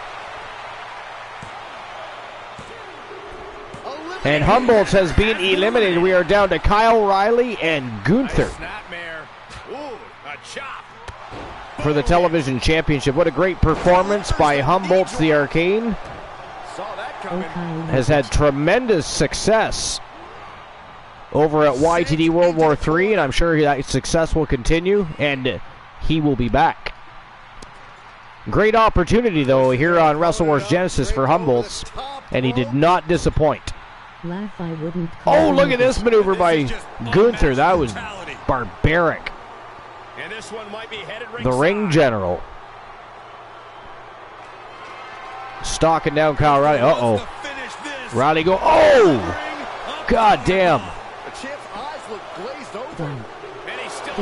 He kicked out. 2 count only. I think this match is far from over. Who knows what 2 count only. The champ is still in it to win it here. And Gunther definitely thought that would put him down. I can't imagine he's going to Gunther still in control, though. European uppercut right to the back of the head of Kyle O'Reilly, sent him face first onto that concrete. The new jackpot number for a chance to win a channel redemption of your choices, 501. Life says at least he stole the match. Gunther going upstairs. 0. Skipping the rest. Oh! Devastating. Flying elbow right to the spine. Oh my God, that is it. That is all he did at the ring general. Picks up the W, ladies and gentlemen, the winner of the match and a new Wrestle Wars Genesis television champion. A member of the Imperium, it is the ring general himself, Gunther, is your new champion. Congratulations to Gunther and the Imperium once again. I believe this is the second time he's the television champion. Second or third. Not sure. I have to look. Champion Gunther. That's your winner, folks. Outlasting all right. all other superstars. So I'll issue the payout for that if there is one. All 3 of his opponents really made him fight tooth and nail to capture the victory tonight.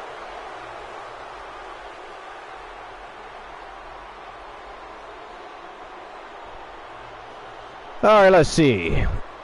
Payout is definitely coming. Well, I don't know if there's actually one or not. So the winner of the match was Gunther. 14,010 channel points, or Archiver's bucks, as we call them here, of course. Archiver's gems. Looks like nobody put anything on Gunther, though. And if nobody put anything on Gunther, then that is unfortunate. Sorry about your damn luck. Uh-huh. All right, here we go. On to the main event of the evening, and this one is going to be a doozy. Fatal 5-way extreme elimination matchup. This was a matchup that was requested by the Wolfman Alan Severn himself, who has been on a historical run with this Legends Championship. They've been stepping up to the plate. He's been swinging for the fences and knocking them down as they come up. But man, oh man, he not only set up this match, he handpicked his opponents. The Ultimate Warrior in this matchup, Randy Macho Man Savage, the Icon, Sting, and look at who is joining the roster and in this matchup. The Honky Tonk Man. Of course, we were talking about the Honky Tonk Man earlier because we want to see Gunther defeat that record of his, and I believe it was 64 weeks as Intercontinental Champion. But tonight is about the Legends Championship that the Wolfman Alan Severn has held tightly in his grasps. Man, oh man, it's going to be a tough, I mean, I don't know. This could be the night, but I mean, I also thought the Chamber of Pain would see Alan Severn drop that Legends Championship, and he prevailed. He came out on top and won after, I think, coming out of the Chamber second. So he was only like the 4th man into the matchup, and he prevailed. Resiliency, heart, and skill on the part of the Wolfman, that's for sure. But here we go. The main event of the evening, and I'll, of course, open the betting line just in case anybody wants to place a bet. The Wolfman is such a position. Because he's getting bored being the champion, but he doesn't have it in him to make it easy. You know? He's got to have a fight to lose it. All right, so who walks out the Legends champion? Is it going to be HTM, the Honky Tonk Man? How about the Icon Sting? The Ultimate Warrior? Randy Macho Man Savage? Or the Wolfman Alan Severn? 10 minutes to make your bets.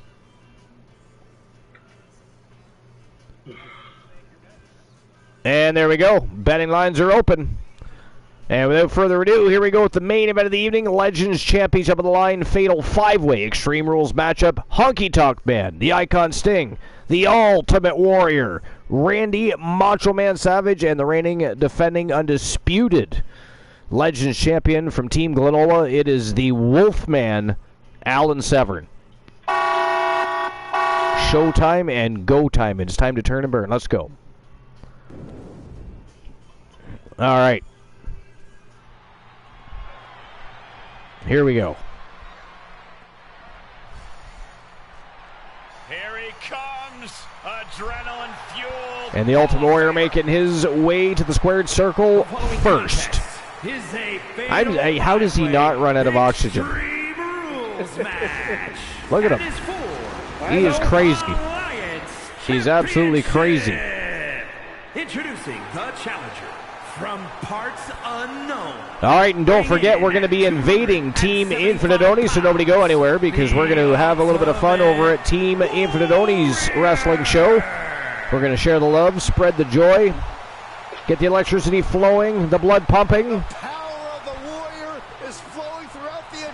But I appreciate everybody being here. As always, unwavering support from the community. We have truly become the late night place to be, the most must-see show on Twitch and YouTube TV, and we are the very best in fantasy wrestling excellence, bar none, period. And we have a fantastic community.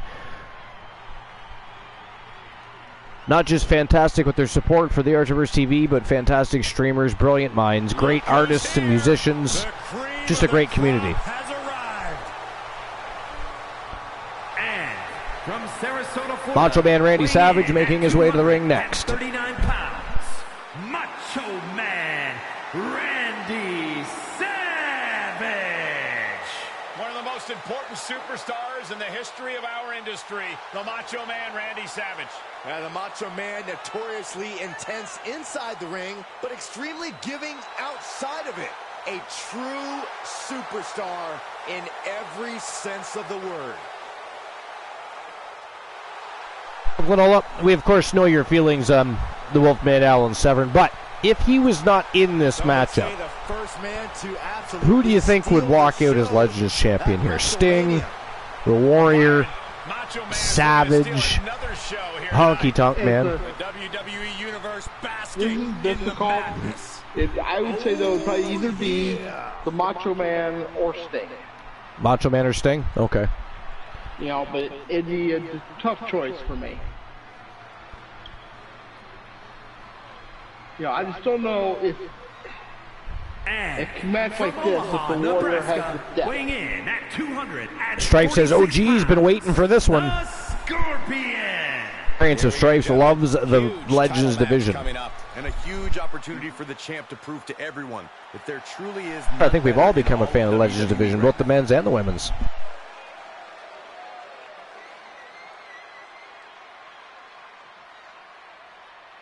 Sting is from Nebraska. This guy has a lot of fight in him, and competing for the title will make him even tougher.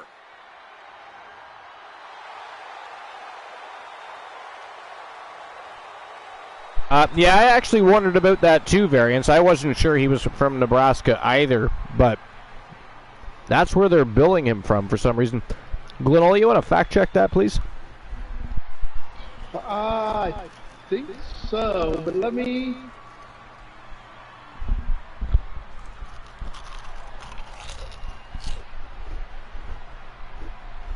So what kind of chips he eating? Ketchup. Yeah, he's from Omaha, Nebraska. Sorry about that. Pulled a Glenola. I thought I had my mute button on.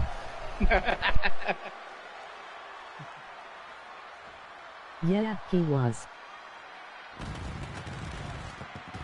And representing the Wolfpack from Chicago, Illinois, weighing in at 235 pounds, he is the Alliance Champion, Wolfman Allen Severn. Of course, the title is on the line in this one, guys. And don't be surprised if history is made here tonight. I know the champ has looked good as of late, but I'd say the opposition has looked just as good, if not better. A little bit of the munchies, so I had a few potato chips. I really like ketchup chips, though. I do. I really like ketchup chips. I'm a big fan, but each his own when it comes to chips.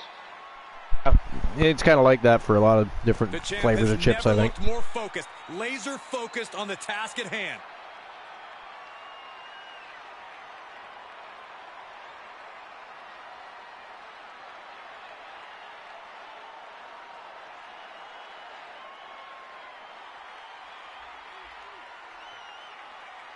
The new jackpot number for a chance to win a channel redemption of your choice is 501. The number to win a YTD championship match is 0. And from Memphis, Tennessee, HTM. at 243 pounds, Hot Key Duck. Good to see the Honky Tonk Man still able to fit in that jumpsuit.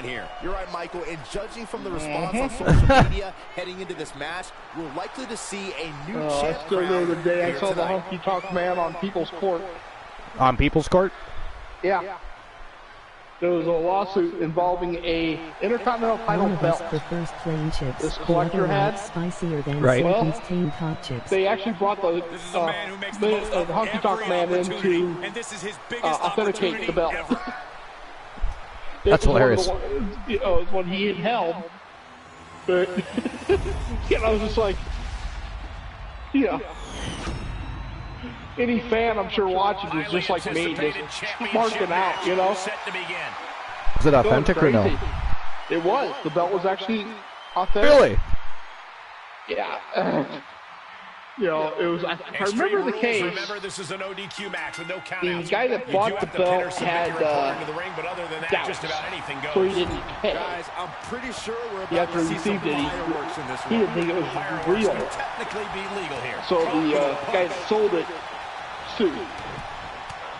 Well, since the case hinged on whether or not it was real, they brought Honky Tonk Man in to authenticate. Fair enough. Solves that problem. Breaks out of the sleeper. Jim rolled out of it. Great escape. Hoisted up. Whipped over and here's a cover. Could be it. He breaks the ref's count before 2. Unbelievable display of will in the late stages of this matchup. But I also have Doritos Bold Barbecue, No disqualification. which are quite tasty. Benefit a certain type of superstar more than others, doesn't it, Corey? Get off your high horse, Cole, and no disqualification. And what are you eating, sir? Who's smarter, Share with us. and better.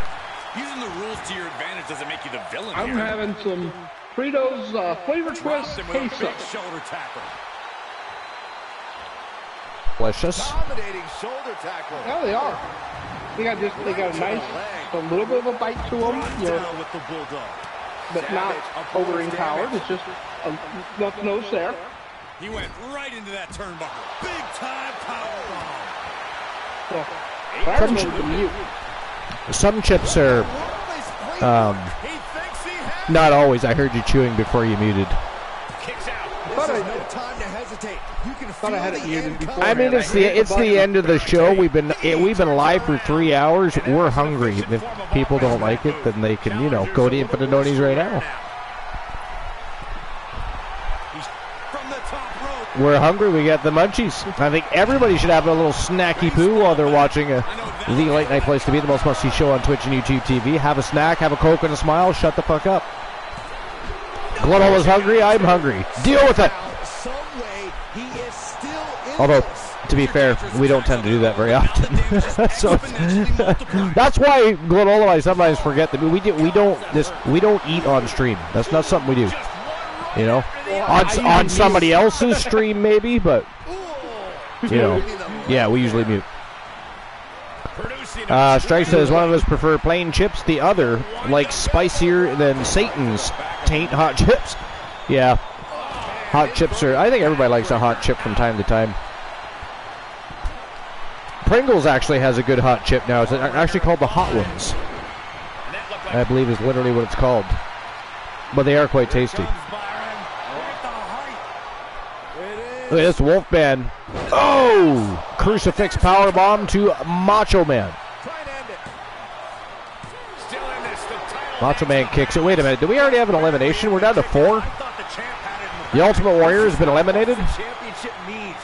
Is that correct, or is he just outside the ring? Oh, there he is. I was going to say, we missed an elimination already? Good grief. Into the barricade. Yeah, it would be great to see a double choke slam to win. That was an awesome moment. That was one of the coolest wins I've ever seen. One of the coolest. So, explain that to people, actually. Yeah, well, see, neither one of us could figure out what happened right away. But yeah, I didn't. Yeah, it was weird. Falls, triple threat match. Goes under the ropes to get back inside. And the Wolfman grabbed both his opponents and chokes the double choke slam, and knocked them both out simultaneously. So they counted as both falls. And here we go, backbreaker. It was a thing of beauty. He's not going to let anything stop him. He fends off the attack. It was supposed to be an elimination, 2 out of 3 falls. Speaking of elimination, Randy Macho Man Savage has been eliminated, so down 1 man. 4 left. You can't give up now. That was the best weapon in the arsenal, but it wasn't enough to produce an end result. The Wolfman's having a little trouble with the Icon Sting here outside the ring. Off the barricade. Sting looking good. Warrior was taking it to HTM. Of course, they be locking horns. The Ultimate Warrior, of course, historically was the man that dethroned the Honky Tonk Man after his 64-week run as Intercontinental Champion.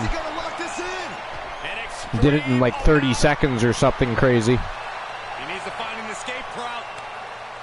Nice. So Honky Tonk Man still holds a grudge to the Ultimate Warrior to this very day. So not surprising to see them locking horns and avoiding the other 2 in the match. Oh, Severn with a fucking tombstone. Jesus Christ. And on the concrete. What a savage. Oh, good gravy. He went for the ladder. What's he going to do with that? Counters. Put the tombstone in quite a while. It's deep, and I don't know, but Sting has definitely gotten better over the years with that baseball bat. My God, hit a home run right on the midsection of Alan Severn there. Fans, a packed arena, and we're hearing every single voice. It is loud and it is mad in here. He's doing a whole lot of gesturing, and it could cost him. Snapmare takeover. Fist drop. Ooh, nice jumping fist drop by HTM right between the lookers of the Ultimate Warrior.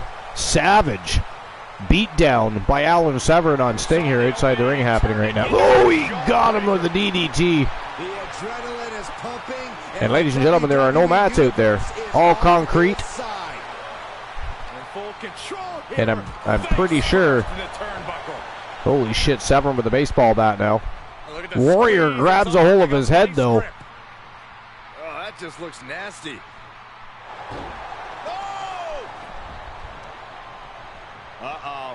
Ooh. Warrior with a pinfall attempt. Kicks out at 1, does the Wolfman. Nice swinging neck breaker by HTM. Cover Sting up for the pin. The Stinger kicks out. 2 count only. And now the Warrior with the baseball. Oh, went to hit Honky Tonk. HTM said no, thank you. He's going to take the 0 on the bat. Took an elbow to the face instead. 1-0-0-0. Good trade-off. Warbombs. Another, oh, elbow.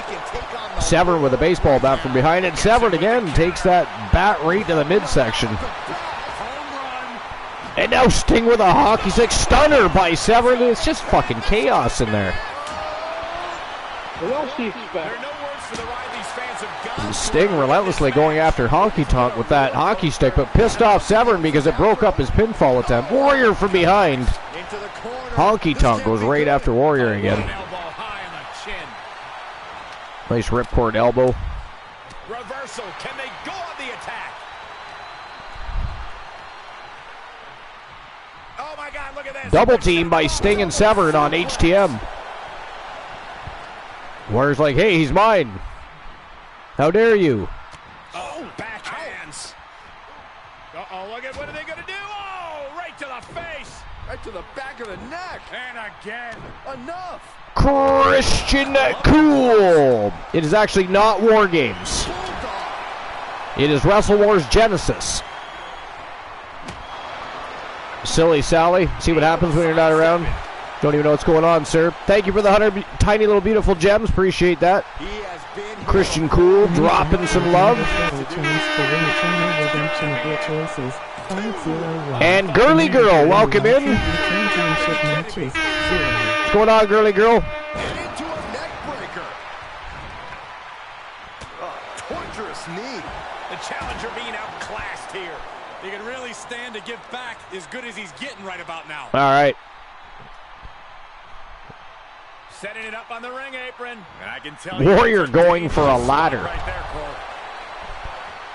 Now look at him. What is he?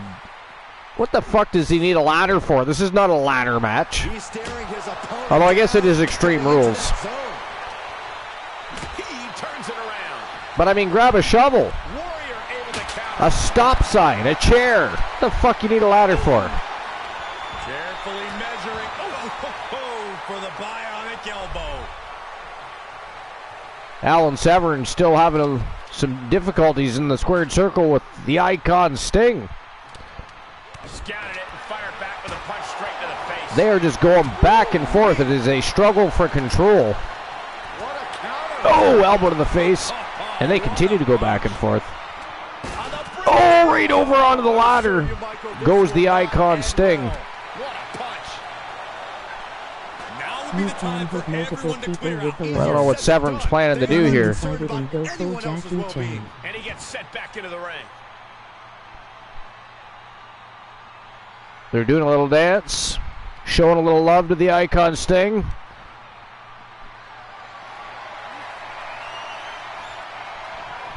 Nice escape out the back door by HTM. Oh, and Severn busts him open with the ladder. So I guess after all, the ladder was useful.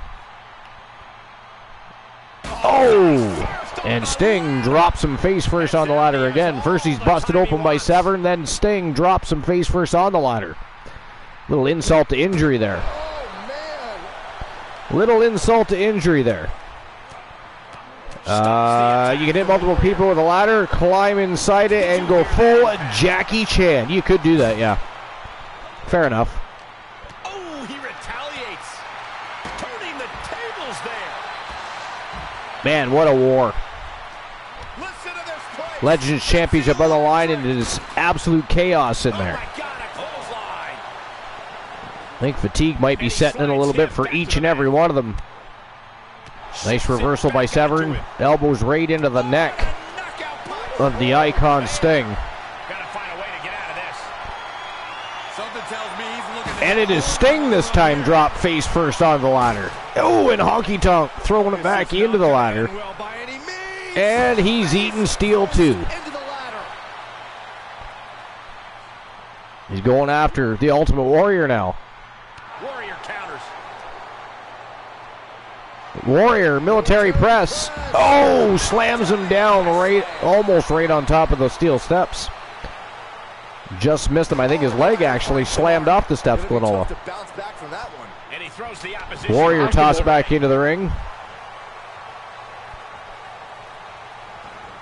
And he's taking this to the outside now. Wolfman wants a piece of Sting. HTM tosses Severn back inside the ring. Here comes Warrior. It's the first time we've had that many people in the ring since the beginning of the match, I think, Glenola. Lives to fight another day. Oh, Warrior's knocked out with a stunner. Flying crossbody through the ropes, attacks HTM. Look at this shit. It is down to Sting, HTM, and the Wolfman Alan Severn. Warrior was TKO'd.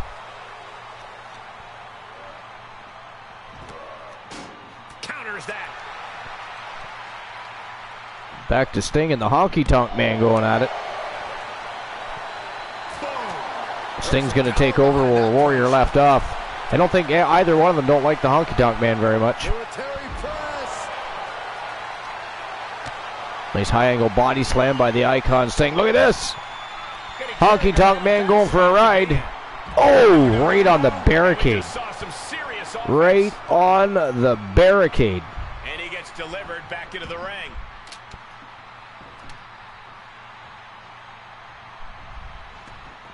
Severn got the steel steps, but Sting catches him.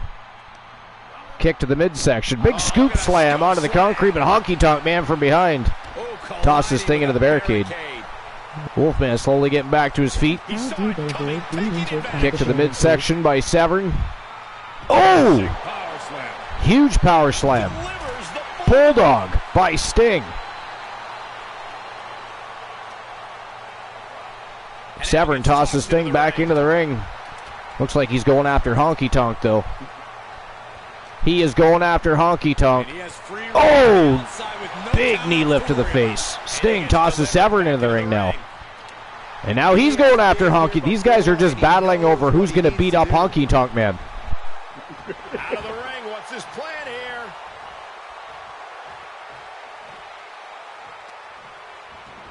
He leaves the ring, and there's no countouts in this one. Sharp elbow to the gut turns that one around. Re-entering the ring now. The final three, HTM, Sting, and Severn. Look at this, Tombstone. Spiked him. That was a jumping Tombstone, too. Holy fuck. This could do it. Oh, 2 count only. going on defies all Tombstone. reasoning. Oh, no. Oh, a competitor has been eliminated. Oh, Severn's been defeated. Big knee. He was TKO'd. Right between the shoulder Down to blades. the Honky Tonk Man and the Icon Sting for the Legends Championship. Wow. Live is great mostly enough that it does not terrorize you. There it is. That is it. That is all, ladies and gentlemen. The winner of the match and new Legends Champion, the Icon Sting, your new champion. Wow. Oh yeah, I'm sure Severn's going to take that lying down, like he won't be requesting a rematch for that. But man, though, what a match! Severn was there to the bitter end, and I mean, look how fast Sting took out Honky Tonk. So no matter who prevailed, one of them was becoming, well, either he was going to retain or Sting was going to win, because Honky Tonk was just way too fatigued. He looked like he was going to pass out before he got TKO'd. So, but there it is, Legends Champion, the Icon Sting. Congratulations to Sting. But ladies and gentlemen, that is it. That is all for episode number 489. We will see each other tomorrow night, probably somewhere around 9:30 p.m. Eastern Standard Time. We're going to have ourselves a YTD Academy Grand Prix Championship Tournament. So the new champion, Johnny Rainbow, is going to be riding the pine and putting his title on the line. He's going to be watching people brawl and fight, claw, and look to pick up a W to move on round by damn round to get all the way to Team Infinite Odie's Johnny Rainbow to challenge for that championship. It is going to be a great tournament. We're going to have a fantastic tone-setting match. It's going to be a thrill ride of a show, so make sure you're there. But it is time to invade Infinite Oni. You guys are all fucking awesome. We'll see you tomorrow night for episode number 490. It will be tournament time, Gold Rush time. 9:30 p.m. Eastern Standard Time. You want to be there. It is the place to be. The most must-see show on Twitch TV. The very best in fantasy wrestling excellence, bar none, period. But you don't have to go home, but you do have to get the fuck out. Goodbye. Go see Infinite Odie. Leave me the fuck alone. Out. Get out. Have a great night, everybody.